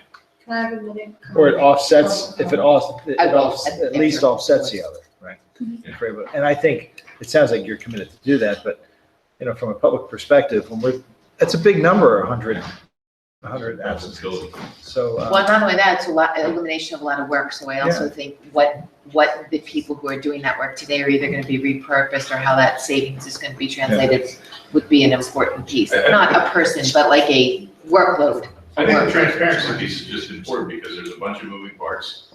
And, you know, the layperson out there, you know, here's 10%, like several of us in the room before, and says, how is that possible? How is that possible? So to be able to understand, you know, why that is and how that stacks up against others, you know, as the room moved along tonight, Yeah, I think it's gonna be important to help the public understand that as well. that's very helpful. Thank you. We have several other topics, so I wanna keep the time down, but Nancy wanted to comment on this topic. And from a layperson's view, the best substitute teacher is the one that was assigned to a building for a year. And we cut them out of our budget about 3, maybe 4 years ago, all the building permanent subs. And I guess it's because, I don't know what the contract says, but they probably got benefits. No, they didn't. Well, I don't know how they saved this money when we cut them out of our budget. But they said, Pension. the pension. They don't get any pension. But they said that they could do that, like they could assign people as if they were a building permanent sub. And if you could put some kind of percentage of that in your contract, that you will hire them if they, at least on the secondary level, will assign the same people, you know, 2 to each high school or 2 to each middle school. This is something I think would benefit the kids, the principals, and everybody else. And I've been in the office of it when these subs come in and people treat them like dirt sometimes. Like, they don't even know where to go, where to hang their coat. And it's really, that culture has to change. Thank you. All right, let's move on. Next topic, please. So each year in April, I come out as part of the budget presentation and just do a very brief, and I promise to be extremely brief, staffing overview of our staff. So this is very similar to what we've looked at in previous years. You will see at the very top right-hand corner our total number of professional FTEs for last school year to this school year. And I'm going to talk on the next slide about why that number is going up ever so slightly, and also about why our overall number is increasing again ever so slightly. So during the 2016 school year, no, I'm fine, thank you, though. We did have a few additions to our staff, 3 teacher assistants and 2 staff nurses. Those additions were based upon student need and were authorized by the board during our school board meetings. In the upcoming budget, we have the following new positions for special education teachers. As you know, if we look briefly back at the last slide, special education endured a great amount of budgetary curtailments last year. Adding back the 4 special education teachers does not at all alleviate how deep the cuts were last year, but does help greatly for that department. You'll notice there are 2 transportation support positions added into this school year's budget. Those positions are to help with the implementation of our new transportation system and to assist Andy Rowe in getting that up and running and having the support in his office that he needs to sustain transportation for our entire district. And there's also this last position I'm going to look to Dr. Frazier to speak on very briefly. So those are long-term? The transportation, those aren't just up and running there over time? They're permanent? The Yes, permanent positions. Yes, that's a total restructuring of the transportation. With the new software we have coming in downstairs, we have the skill set that's required to support Andy Rowe. And I would imagine that efficiencies to be gained with this There system are. and the people required, that people are required to realize those efficiencies. there are. Yeah. Currently, he has van drivers that come in between their runs and does clerical duties, and it would be better to have skilled people there. All in all, So he's not Superman, I thought he was Superman. He is Superman. But transportation is one of the big line items in our budget, so if we can find efficiencies in transportation, we'll more than pay for those positions. That's right. So, it's, I think all of the net cost in my analysis was like $23,000 altogether with bringing these people in and taking the overtime out for the van drivers. I was hoping tonight we might be able to get the nod for Andy to go ahead and begin to interview for those positions. He is struggling right now in implementing the TransFinder system, and he So needs someone to get trained on up front now. And if you guys would say, yes, Andy can go out and begin to interview and set this up, I appreciate it. I don't know if you guys are ready to do that, but I know I think Andy with is struggling. transportation and all the redistricting and things that we're talking about, having those bus runs set up as efficiently as possible is critical. And if we don't give the nod now, then we won't get to hire them till July. They won't get in, they won't get trained. We've done next year's bus runs. We've got nothing for them. So if it were, my personal opinion is he should start, because it's the only way to have the impact. Otherwise, we're gonna pay for them for a whole year and not start to see anything from them. So that would be my 2 cents. Let's let the rest of the board say what they think. Anybody have any issues or want to express an opinion? Denise? Well, I mean, we're not approving the hire, you're just getting started to get the groundwork going. I mean, I do agree with you, but I mean, this is work that has to get done now or later anyway. So get it out there, get recruiting before other districts are hiring stuff, find the best you can. And I agree. Ultimately, the whole thing behind what we've done in hiring Andy and getting the system we've gotten is to make this better. And so we need the people to make that happen. So I'm totally for that. Anybody else on the We're board? talking about $23,000, is that what you said? That's in a year. That would be the difference by taking the overtime I'm away. paying from- the van drivers and paying these 2 new people, is that what you're Yes. saying? Right. That's the net effect in a whole What's the year. budget of, what's the transportation budget? Altogether? If you know. Ballpark. 800. 14 million maybe? Okay. I think, I think I'm okay with that. it's maybe, I don't have my book with me, but That's it's either So 14 or 10 million. So it would be nice at the board meeting just to have an idea of what the increase in efficiencies would be if we can quantify that in some way. Okay. But I think just the, in addition to the efficiencies, just the ability to get the work done and Right. maintain the success. That's all part of That too, yeah. That's all part of it. Okay, sounds good. All right, good. So if I could talk quickly about this Director of Digital Media position. This position is, at this point, being included into the budget, really at the request of multiple board members. And I think for very good reason. As you all know, we are very lean at the administrative level. As we benchmark against the rest of Bucks County, we are short by our Council Rock numbers by 14 administrators. We have a head count of 44 administrators, which is 14 less on a prorated basis than our Bucks County school districts. So we are looking to add this position. It would tend to all aspects of digital media, print media, working with our local press. We had Chris English here earlier this evening. We had 2 inquiries from him today alone. We get numerous inquiries from the press every single week, and we really would be advantaged, appropriately so, to have someone for those kinds of requests to go through. Whether it's reactive or proactive. And really what I think of with this position more so than anything else isn't that, but more so the situation that we had just a couple weeks ago over at North, when we had the rumor of a gun threat. Even though that was only a rumor, there wasn't actually a gun threat. We all know what happened because of social media, because of word of mouth. That situation took off. And I needed personally to be over at North, leading that situation, managing that situation with the director of education and with the high school principal. Meanwhile, we have an entire community of parents and many students who are waiting for an update. I can't be providing that update and leading that situation simultaneously.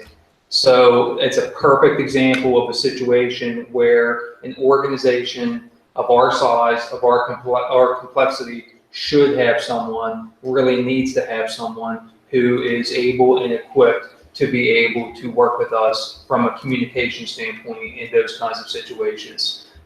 In addition to those kinds of responsibilities, this person would also serve as our right to know officer in the school district, which I do currently. So that would free me up to tend to other tasks and responsibilities and opportunities in the school district. And this person would also serve some data reporting responsibilities really around student achievement reporting primarily.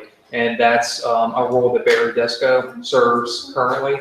And with Barry's role expanding the K-12 this year, trust me, any latitude that we can give to Barry is latitude that's well deserved.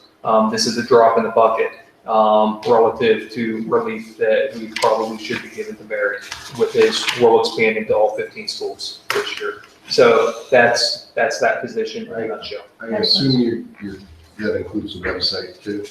It does. It includes mention website, it. it includes social media, Okay. it includes press releases. Includes helping the individual schools understand social media. It does. Okay, Yeah. good. Yeah, all things communication like that. Denise has a question?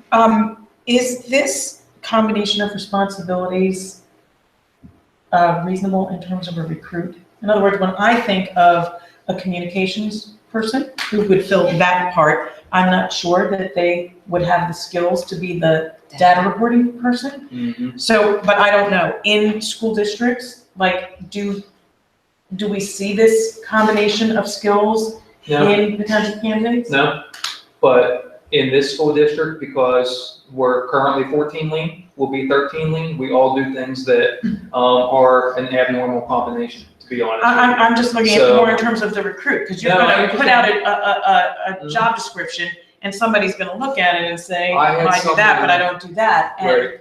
It's a great question. I had someone earlier this week, a cabinet colleague, ask me, is analysis of data part of this? The answer to that question is no. It's simply producing the reports, generating the reports, and then it's those of us on the educational side of the house, that's where the analysis comes in. So it's more the technological skills, the ability to take that data and generate the reports for principals, for other administrators on the educational side of the house. That's the work to be done. So as long as that technological proficiency is there, then we're going to be okay. Is it a natural coupling of skill sets or competencies? No, it's not.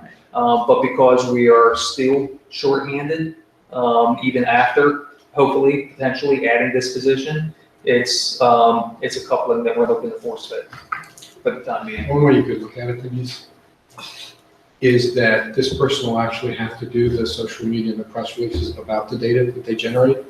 So this will give them a more in-depth knowledge of that data in terms of how it's collected.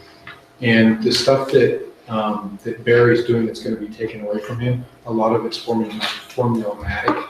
In other words, you just point from different courses, put in the format for PDE, put in the format for the teacher. So it's not like. I understand. I needed that clarification. Like even where I work, I mean, because all we do is analyze data. We have people who are, we teach them skills, how to use the programs, produce the reports and whatever. They don't necessarily know how it will be used and how implications will be drawn, but it's a lot easier to teach those skills versus something else. So I just, that clarification helps me.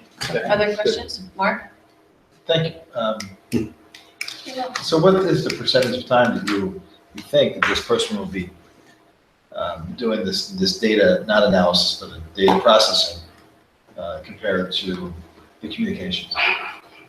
Because my concern is that may become overwhelming and become a major part of the position, and we're losing out on the benefit of having that communications and digital meetings. It's again, great question. Part of the rationale, again, with this coupling is that most of the data that comes into us, not all of it, but most of it that comes in the summertime. So it's a natural fit in terms of peaks and valleys of the work because school obviously isn't in session. So there's less of the communication oriented work to do in the summertime. So all of the state standardized testing we get between July and August. All the Keystone exams, all the PSSAs, that's when that heavy lift hit is in terms of data reporting. What doesn't come in then are ACTs, SATs, and AP exams. Those come in during the school year, but there's less of that data.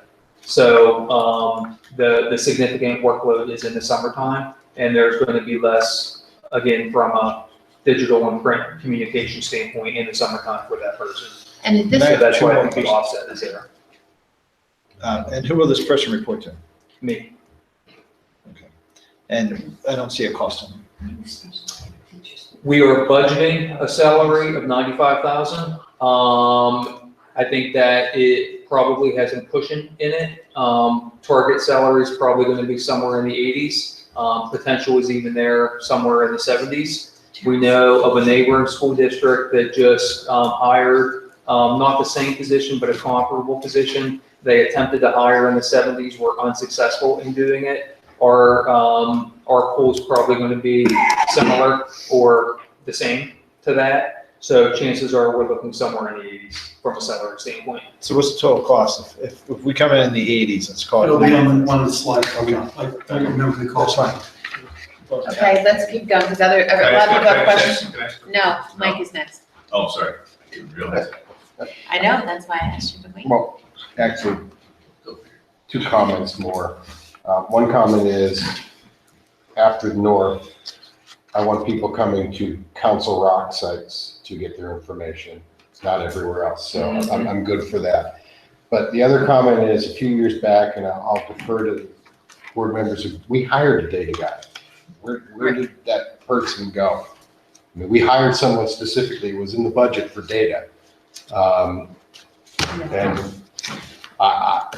So I want you to have your communication person. I'm a little taken aback that we don't already have a data person on staff.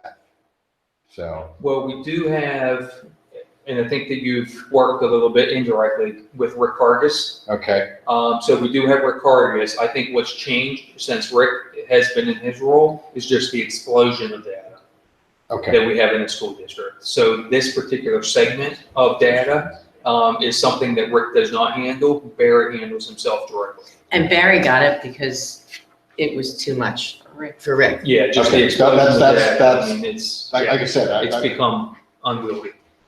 Andy? I'm thrilled to see the role up there. I'm not sure I like the immediate title, but I'm sure you can work. It's tentative. You work that out. I see that, like the communication. I see it kind of far-reaching, but what would be good, again, from a transparency standpoint, when we add a position to the cabinet, it's gonna get a lot of attention. We know in this room, what the challenges are and why that's there, but it'd probably be worthwhile for you to frame this up in terms of, what it means to the cabinet. So what are we physically adding? What is this role taking? So how's it make other roles better? So where do we get better with Barry being able to focus on fewer things? With the other pieces this person takes on, so how's that make the overall cabinet change in the responsibility? You might have said this include website as well, all external communications, everything, okay. I also heard in the earlier conversation about capacity that's gonna be created within HR. A significant amount, it sounded like, from the sub company. So I'd like to understand the impact there, because there's work that's being done that won't have to be done now. So is that a headcount that we could repurpose? Or, and again, I'm not trying to take that away or pay for one, but just to understand that, are there things that aren't getting done in HR now that we can get to and again do better because of that? So I think you tie it all together in terms of the overall administration. We're understaffed, we need to do things better. We're adding this role, we're adding a staffing company. So in the context of everything, how's this make our administration better for our staff, for our kids, and then for our public with a spearhead on the communications piece? So I think it's the framing, right? We committed to reorganizing. Yeah, that's kind of, I'm going back to that objective. Right, so I mean, we that was our original commitment, that's what we asked I think, everybody and to do I think everybody kind of believes in that. I think that's what helps the public, against the transparency piece, understand. I get asked all the time, why do we need grade principles? People just don't understand span of control and all that kind of stuff, the oversight you need. I think that would just be helpful for folks to understand. Other board questions? Just have a clarification, because Andy said, is this considered a cabinet level position? I think that's to be determined at this point. But they will report to you. They will report to me So I irregardless of assume that. they were cabinet, but. Yeah, I asked them that, but I don't know if they're communicating, they're the face, they're literally, you and this person are the face of Council Rock. I would assume that they, I don't know how it works in other districts, but, It works for they turn on the TV for anything but us winning great awards is gonna be the face that they see in many cases, right? Yeah. How to duct tape somebody to a wall. You can win that. Anybody else? Over and over again. Okay. All right, thank you. I think we're moving on. Let's go. I'm going to stand up for this. We are scheduled to have the preliminary budget adopted April 20th, as we have it each year. If you remember, preliminary budget's got to be adopted 30 days before we adopt the final budget. We are planning on then going to do the final adoption for June 15th. So we got quite a bit of time in there. So for us to be able to get to June 15th, we have to have a preliminary adoption of the budget. Today, I'm going to show you adjustments that I've already made to the first draft, and I want to get an agreement so that you know what you'd be voting on the 20th to get to the next step. Understand, if you commit to 2.5 in the preliminary, that doesn't mean you have to commit to it June 15th, although I strongly recommend it. Let me go back. I also would like to talk, we talked originally about the budget forum last meeting, and we suggested about doing that before a board meeting. Last time we did it, I think there's 2 people, might have been 2 board members in the audience, and that was it. So what I'm planning on doing, as long as everyone's good with that, is at 6:30 on May 18th, I will do whatever in the preliminary budget, and I would like to do some of the where we've been slides from last presentation, so people understand why we are where we are and why I'm recommending as we do. But I don't plan on having every cabinet member stand up and do their budgets and everything else. I think this would be enough. If everyone's in agreement, that's what I do, about 20 minutes, and that's what I plan to do. You guys okay with that? Thanks for giving us back a night. You gave it back. Okay.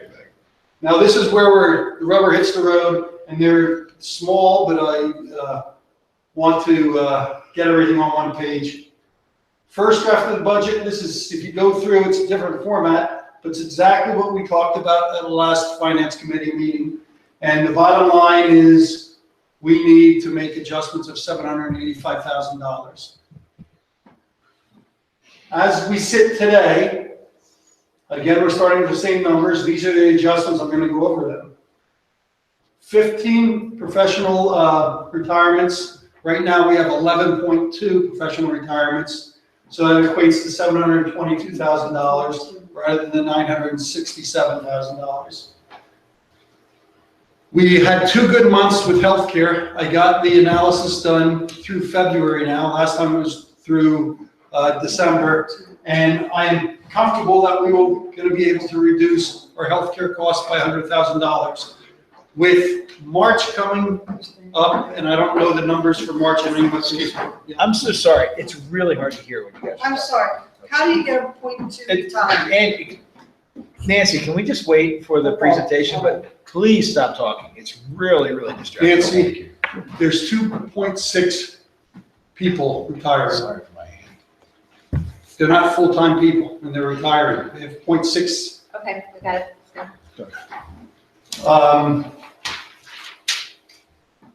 So then healthcare is what it is. Professional staff adjustment. We looked over staffing with professional staff and found that we had 3.5 teachers over what we needed, and that is saving $320,000 net cost of that.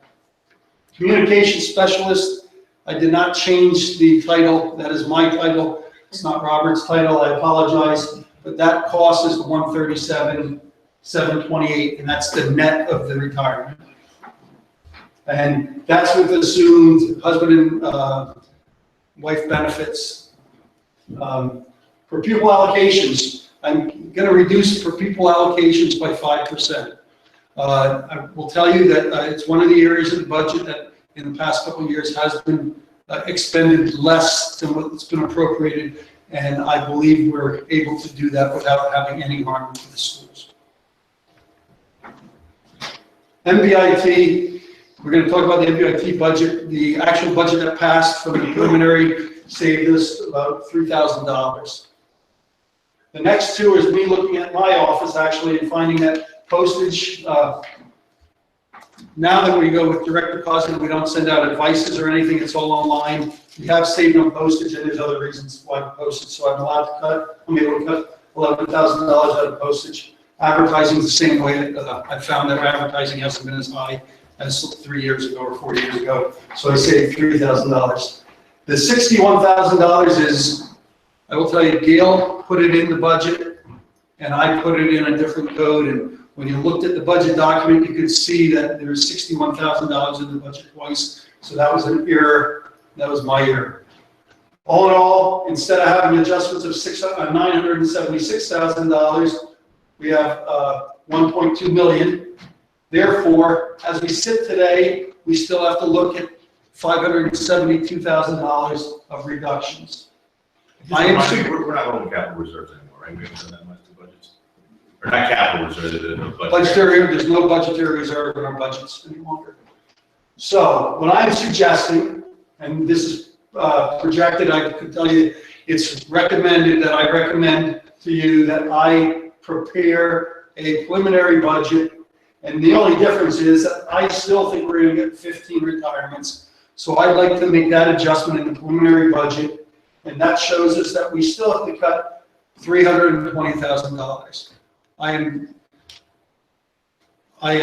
not going to say praying, but I'm hoping that the healthcare number, March comes in better, and we can cut more out of healthcare. And there are other areas that we're going to have to look at if we need it. And I will tell you, Matt's budget has some increases in it, and we need to look at that. That's a lot of that is project-based, so it could be something that we're going to delay if we take some things out of Matt's budget. But I'm hoping. That's the first place you're going to look? What? That's the first place. No, that's about the 30th place we're going to look. I've already looked a lot of different. No, I get it. I need to find the. That was a good answer, Bob. No, it's true. I have looked at places. No, to find the 318, I'm just curious where else. Where else? I have a slide on that. Okay, good. let's go to the next slide. Continue to monitor professional staff retirements. If we get more staff retirements over 15, that's going to come off. Okay? The March activity is another one that's going to come off. Review additional layers of the budget for additional reductions, and we'll continue to do that. I will tell you, Matt, if you look at the budget book, and he knows what I've said this about, that was an area that flashed in front of me, saying we need to look at that area. That's an area that all of us know we need to fund better. So it's the last place we're looking, but it is a place that we're going to look. Can you remind me what the value of the 2.5% tax increase was for this revenue? Altogether, it was $4.6 million, but about, I think, 1.1 million of that was because the assessed value went up, so it's about 3.6. So dramatically increased retirements are not going to make a big impact on that number.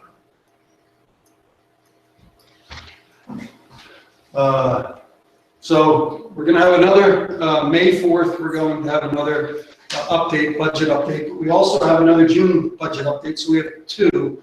So I will tell you over the next 2 months, you will get updates, and I hope it's all going the right way. I am still concerned with the state budget process, 2/3 majority to pass the tax. And we've all made the papers because, you know, every first paragraph says, Councilor Rock wouldn't have passed the budget last year if it was the new law. And property tax elimination, I'm still concerned that something's going to come out of that. And the state budget deficit, we have to watch to see what money we get this year. I mean, they're in a pretty deep deficit and moves are going to have to be made. If nothing else, our subsidy will be delayed. I will guarantee you we're not going to have all our subsidy by June 30th. So that's in the nutshell what I'd like to do. Is could you go back to the first slide? Is everyone okay with the budget being produced that looks like that? For the preliminary budget. Again, it's a preliminary budget, it's not the final budget. But I'd like to. Hearing no objections, the answer is yes. Okay, I will give you another budget book. The preliminary budget book will be showing all this the way it is. The revenues and expenditures, these are netting out some revenues and expenditures, especially the salary stuff, so it's not exactly, so, yes, Paul. So does that, it includes a tax increase in it? Yes. Okay. The tax increase is a 2.5% tax increase. And even though we're not committed, if we pass this preliminary budget, is it required to pass a preliminary budget according to the state? You have to pass a preliminary budget 30 days before you can pass a final budget. Okay, but it is important that that budget has some connectivity to the final budget. I mean, you don't want to put a message out there that's completely disconnected from the direction you're actually headed. Seems That's the direction you should give me. If you think this is a misleading budget, you should tell me that. For me, it is. I mean, I would prefer a zero tax increase. So for me, it's misleading. It's not a direction I would go in, so it's not one I would vote for. Bob's looking at me. No, I know what yours is too. What? Okay, that's That interesting. means we need I others know to people say. who vote zero don't vote for the staffing company or anything else because all that stuff costs money. So I made Well, a big that's not- to-do about this last year. You know, people don't vote for a tax increase, but then all through the year, every board meeting, people vote to spend money. And then they don't want to vote on the big vote. So That's not right, Wendy, because. It is right. Because, no, it's not, you because, can't fund those because things if without the tax budget, increases. listen, if the budget passes, the budget passes. But you can still take a stand on a 0% tax increase. But we, And I hope everyone does, right? And then that's the budget we work with. But to say that. to spend the to say budget that, money, wait a you're right, second, but not to spend the money over the budget. The money that wasn't in I the budget. absolutely agree with you. Okay, well, there were votes taken this year because we need to put teachers back in. We need to put. It's spent over the budget? They were always over the I budget. don't think so, no. Well, they weren't in the budget. Absolutely. Every time something was added on, I would ask the question, where's this funding coming from? What's coming from this area of the budget? We didn't go outside of our budget to fund. We've delivered a net positive the last 4 or 5 years. Yeah. So- Budget. The This year, positions that we were started put getting back fund in, balance. in August were not in the budget. This year, I believe they were in the budget. We added They some were. teaching assistant positions. My first year, we added teaching positions that were not in the budget. Right, but Mark's So point that's- is the budget is, you know, it's a document on paper that says what the plan is. You find efficiencies in the plan, you get benefits to revenue, you find, you know, you do things better than you thought, you repurpose that money. Absolutely. So I think that's. That's my point. That's. I think it's- When I asked that question about the chillers, I said, you guys have it in the existing, yeah, we can do it, okay, go. Right, it's the facilities meeting.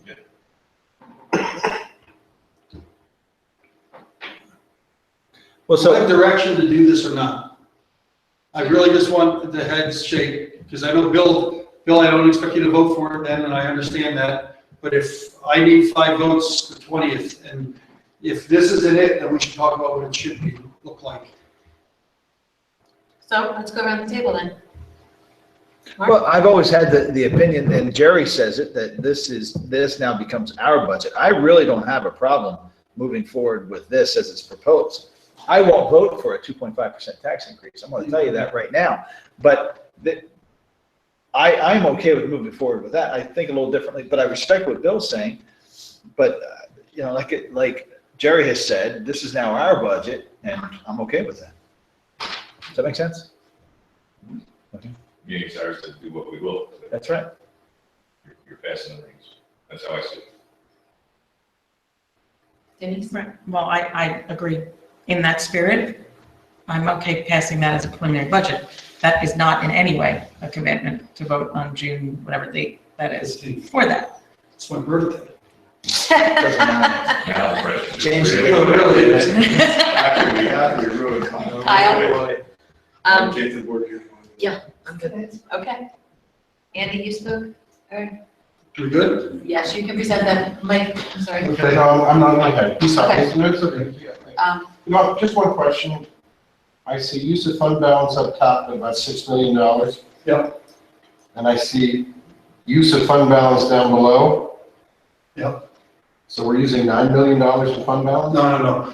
This is how the first draft looks. These are all the adjustments, so right Okay, now, okay. that's where we're coming to is 4.5, and I'm saying, I believe we should have 4.2 million. Okay. So we still need to cut 380,000. This is what you're gonna see in the That's budget fine. document. That's fine. I just We probably should go sort ahead. of process that. Some people said they weren't comfortable with 2.5. If we were to pass anything less than 2.5, my understanding is the administration said they would take it out of fund Fund balance. balance, that's exactly right. Okay. We do not have the reductions to take. Okay. Unless Just we because the get, conversation came up. unless we get additional retirements in, then obviously that becomes an offset. And as Bob has said, we have yet to take a strong look at the technology budget. But as Bob has also said, we know that we've been shortchanging that technology budget for years. So there's a reason why we have not taken a strong look at that yet. We're holding off on that for as long as what we can. Whose decision is it to take the money out of fund balance, though? Isn't that? Well, this board that hasn't kind of traditionally feels like gone a- line by line and said, take the money out of here, take the money out of here. What we have traditionally done, doesn't have to be done, is said, you have this many millions to spend, and the administration decides. So that would be their recommendation. They don't, I see. you decide as the board, Right, but that's. we have not that's what traditionally I thought. gone- It just didn't sound that way. well, because we haven't ever, that in the 9 years I've been on the board, and I don't believe. First year we started. All we of got this was line. the administration's recommendation that that's what it's going to go to. Right. Yeah, That's- we've that's never what- done line by that's what line you and meant, said you right? get this much for this line, this much for this line, which is in essence what we've had to do. So Bob, my only comment is I appreciate the fact that I see 2 line items from the business office, right, from your office. Yes. Forget about the 61,000. That was a mistake. I didn't want to say that. You pointed it out. But I appreciate the fact that you're bringing a net positive back into the budget. I'd like to see something from other departments too. So, and I'm not saying that they're not, right? And maybe this is just the most obvious, but it would be nice to see what other departments are doing. I will tell you, buildings and grounds got theirs before it was budgeted. We took stuff out, so just because you don't see it here, we went over it before you even saw it. It'd be nice to see. You want to see what we took out already? Yeah, I'd like to see. Yeah, I don't need it today, but. Oh, I don't have Yeah, there was work done it. Yeah. in an earlier iteration of this before That'd you be all helpful. saw this. Mark, All right, let's see, sorry. he's gonna be really precise with that. I mean, can you round it a little I bit? don't need to, I don't need Yeah, to be I precise. Did you feel like you needed to be precise with it? No, but I need to have it from somewhere, so I'm gonna probably be precise at least at one point to say, You can just say, well, you have the data, you're not recreating this data, right? You have it already, right? I can get it from a previous Okay, iteration. that's all, Yes. that's my, But I mean, I it's- just don't wanna see that you dug in and found $14,000 and somebody else did nothing, right? I wanna kind of see, I'm not suggesting that, Bob, I just wanna see, I wanna see I where will tell it's. you, last year, I didn't give that stuff up because I wasn't comfortable with It's it. fine. This year I did. Okay. I think Mark is also saying you'd like to give others credit if there is credit to be given. Sure, you can look at it that way. Okay, so I'm just trying to say, there's 20 to 10, Yeah. it's been a very long night, Yep. so. Middlebucks Institute of Technology, you're gonna have this budget in front of you to vote on. I'm just trying to break it down. Contributions are based on two calculations, operating expenses, and also capital expenses. Right now, this year, we're paying 17.19% of the capital expenses, the operating expenses. It's based on our 3-year average ADMs. Our ADMs went up 5.39 ADMs, that is average daily membership, meaning 5.39 kids have gone more there over the last 3 years than previous. So that's an increase of 4.43%. Our contributions for operations went up $144,000. It's 12%. Part of that is not just, is the budget went up. I think the budget went up 3.92%, the expenditure budget, but also their revenue side, they had one-time revenues in it for the previous 2 years of about $100,000, which when those one-time revenues are no longer there, the contributions from the school districts had to increase. So the combination of that going up, the one-time revenues no longer being there, and the 3.92% increase in their expenditures caused this to be 11.97%. Go ahead. Contributions for the capital is based on our market value of our real estate property in comparison to the other sending districts. We are paying 32.32% of that. So when you think about our size compared to what we send there, they're very different. You'd normally think they're probably going to be about the same, but they're very different. So our for the debt service, our contribution went up $1,200. Altogether, this is what the calculations are. It's went up 8.67% in total for us. That is a little different than last year's number. Or last year's number, I believe, was a little higher than this. So our contribution looks like it only went up 5% budget to budget in our budget. But this is actually what occurred. And that's, I'm just going over it in more detail than I usually do just because we bring it to finance now before. So does anyone have any questions or anything? It's just you don't understand how the contributions are calculated. We have no say in it anyway, right? I mean, we Sure just you have do. to pay. No, well, you vote to approve the budget or not, for Middle Bucks, and I think they need 2/3 of the sending districts to approve the budget. There was some, I'll share with you that. They need the majorities of 3 school boards. Thank you. The majorities of 3 school boards. I will share with you that there was some question about the budget, and there was some discussion about it, and I can't go into too much detail, but that's been alleviated in some of the other districts. So Centennial passed the budget, Central Bucks passed the budget, and then the last ones are us and New Hope. So they do need one more school to pass it.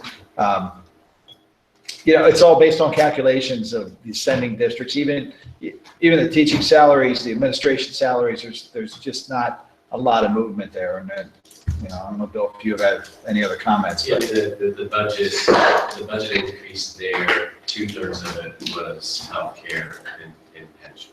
Yeah. So those are the big drivers. The one-time money that Bob is talking about is we had fund balance that was set aside for pension use, and that had come out of these, like adult daycare, the child daycare program. It had accumulated money over time, and also the fees for the emissions training. And so some money was moved out of those kind of almost separate businesses into these fund balances and helped defray some of the increase in pensions, but that money has been used up. I think this year it was the premium holiday from the consortium.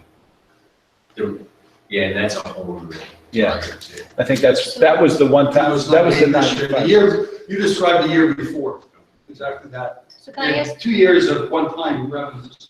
you guys a question, since you two spoke on our budget being zero, do you think their budget should have been zero? I would love to see their budget zero, but it's all based on calculations of the sending districts. So everything, it's formula driven, right? So it And can't be anything a zero extra they increase? have, they have to send back to the districts anyway. I mean, not to upset anyone, but my position on our budget being zero is we had over a span of many years, opportunities to restructure the district to reduce our operating costs, and we didn't do it. So that's the reason for my zero. Well, I was asking less about this and more about them, but So that's the difference. They didn't have those opportunities. We did. So that there's a difference. So last year, I talked a lot about the administration salaries, and I did not vote for at it MBIT? at MBIT. Last year, I was on the board. You were there the year Right, last right, year. right. And so that year, I did not vote to approve the budget. But the reality is that it's a calculation that they really don't have any wiggle room on. That's my understanding. That's what I've been told by everyone across the Well, board. I understand if our enrollment goes up, we spend more, And the but their administration. own budget, they have control over. Their own budget that went up 3.9%, they have control over.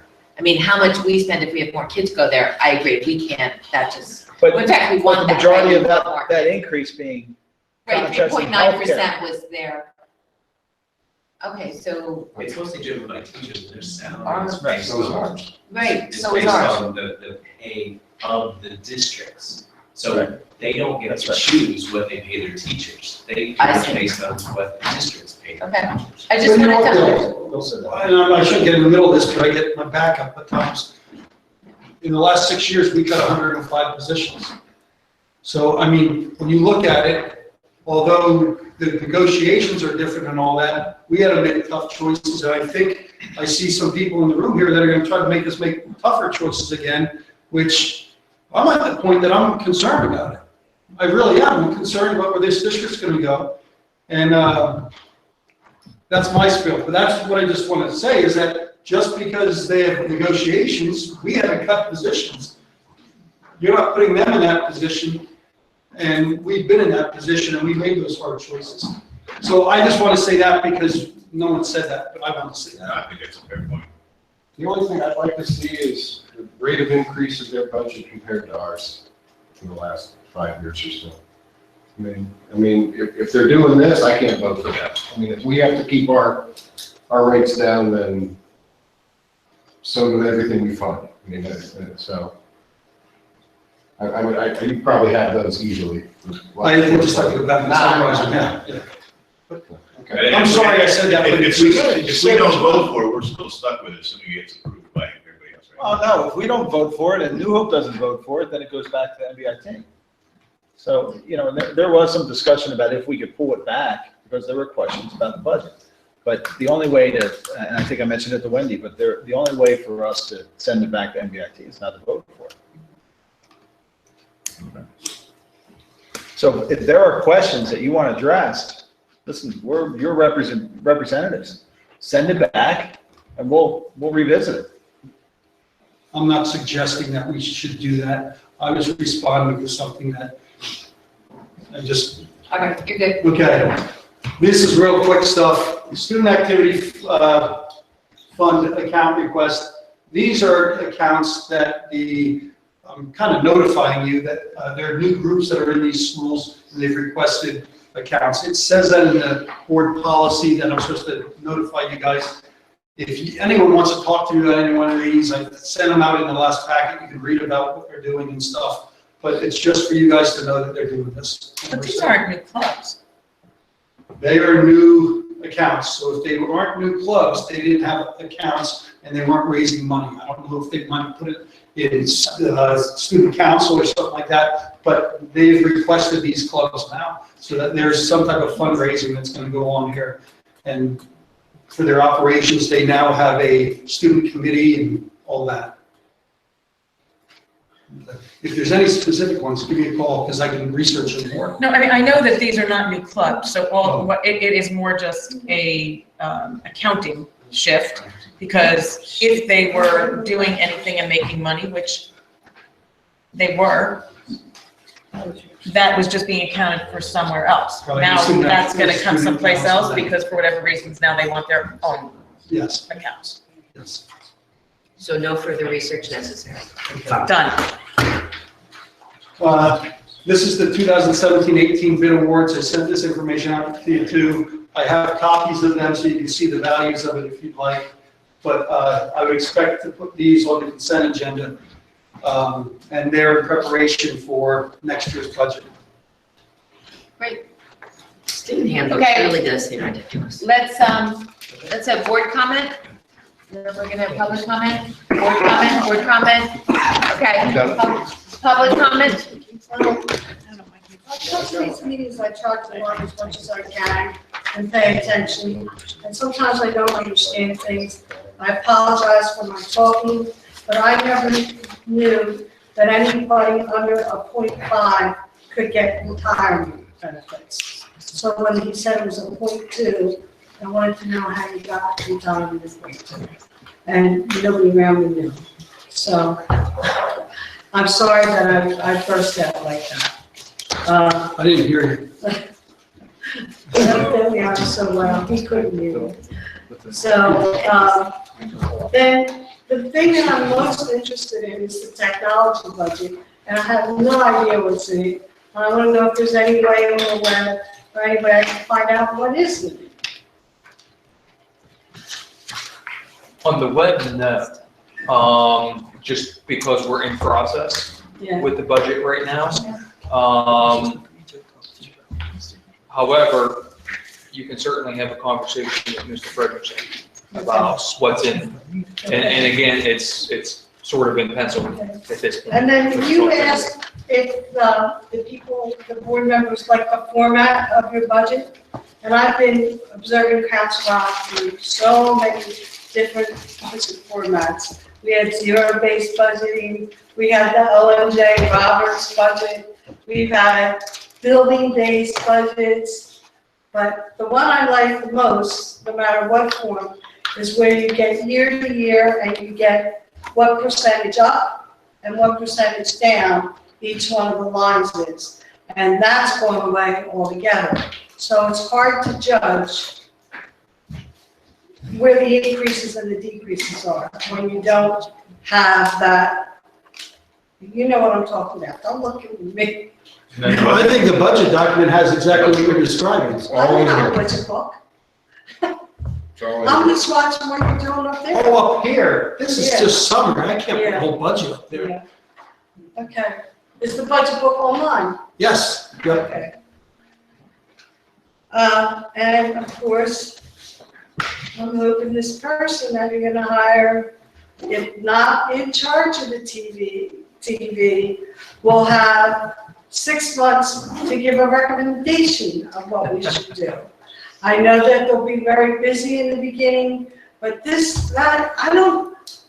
you should be ashamed that people in this community have to look over and over and over again at different people in this district getting duct taped to the wall. It's now, that's all we do. When we should be telling them what a good job we do, or where we're spending their money, or what great points of pride we have in Council Rock. And I would think that a digital media person, one way is to get, you don't know how many old people sit at home and watch that freaking channel. And they're the ones who are sometimes hardest hit by the tax increases because they have, you know, a stable income. And what are you're not convincing them of anything except that Council Rock students can duct tape somebody to the wall. And I'm laughing about it, but I think we should be ashamed, really, really ashamed. Thank you. Okay, Finance Committee meeting adjourned.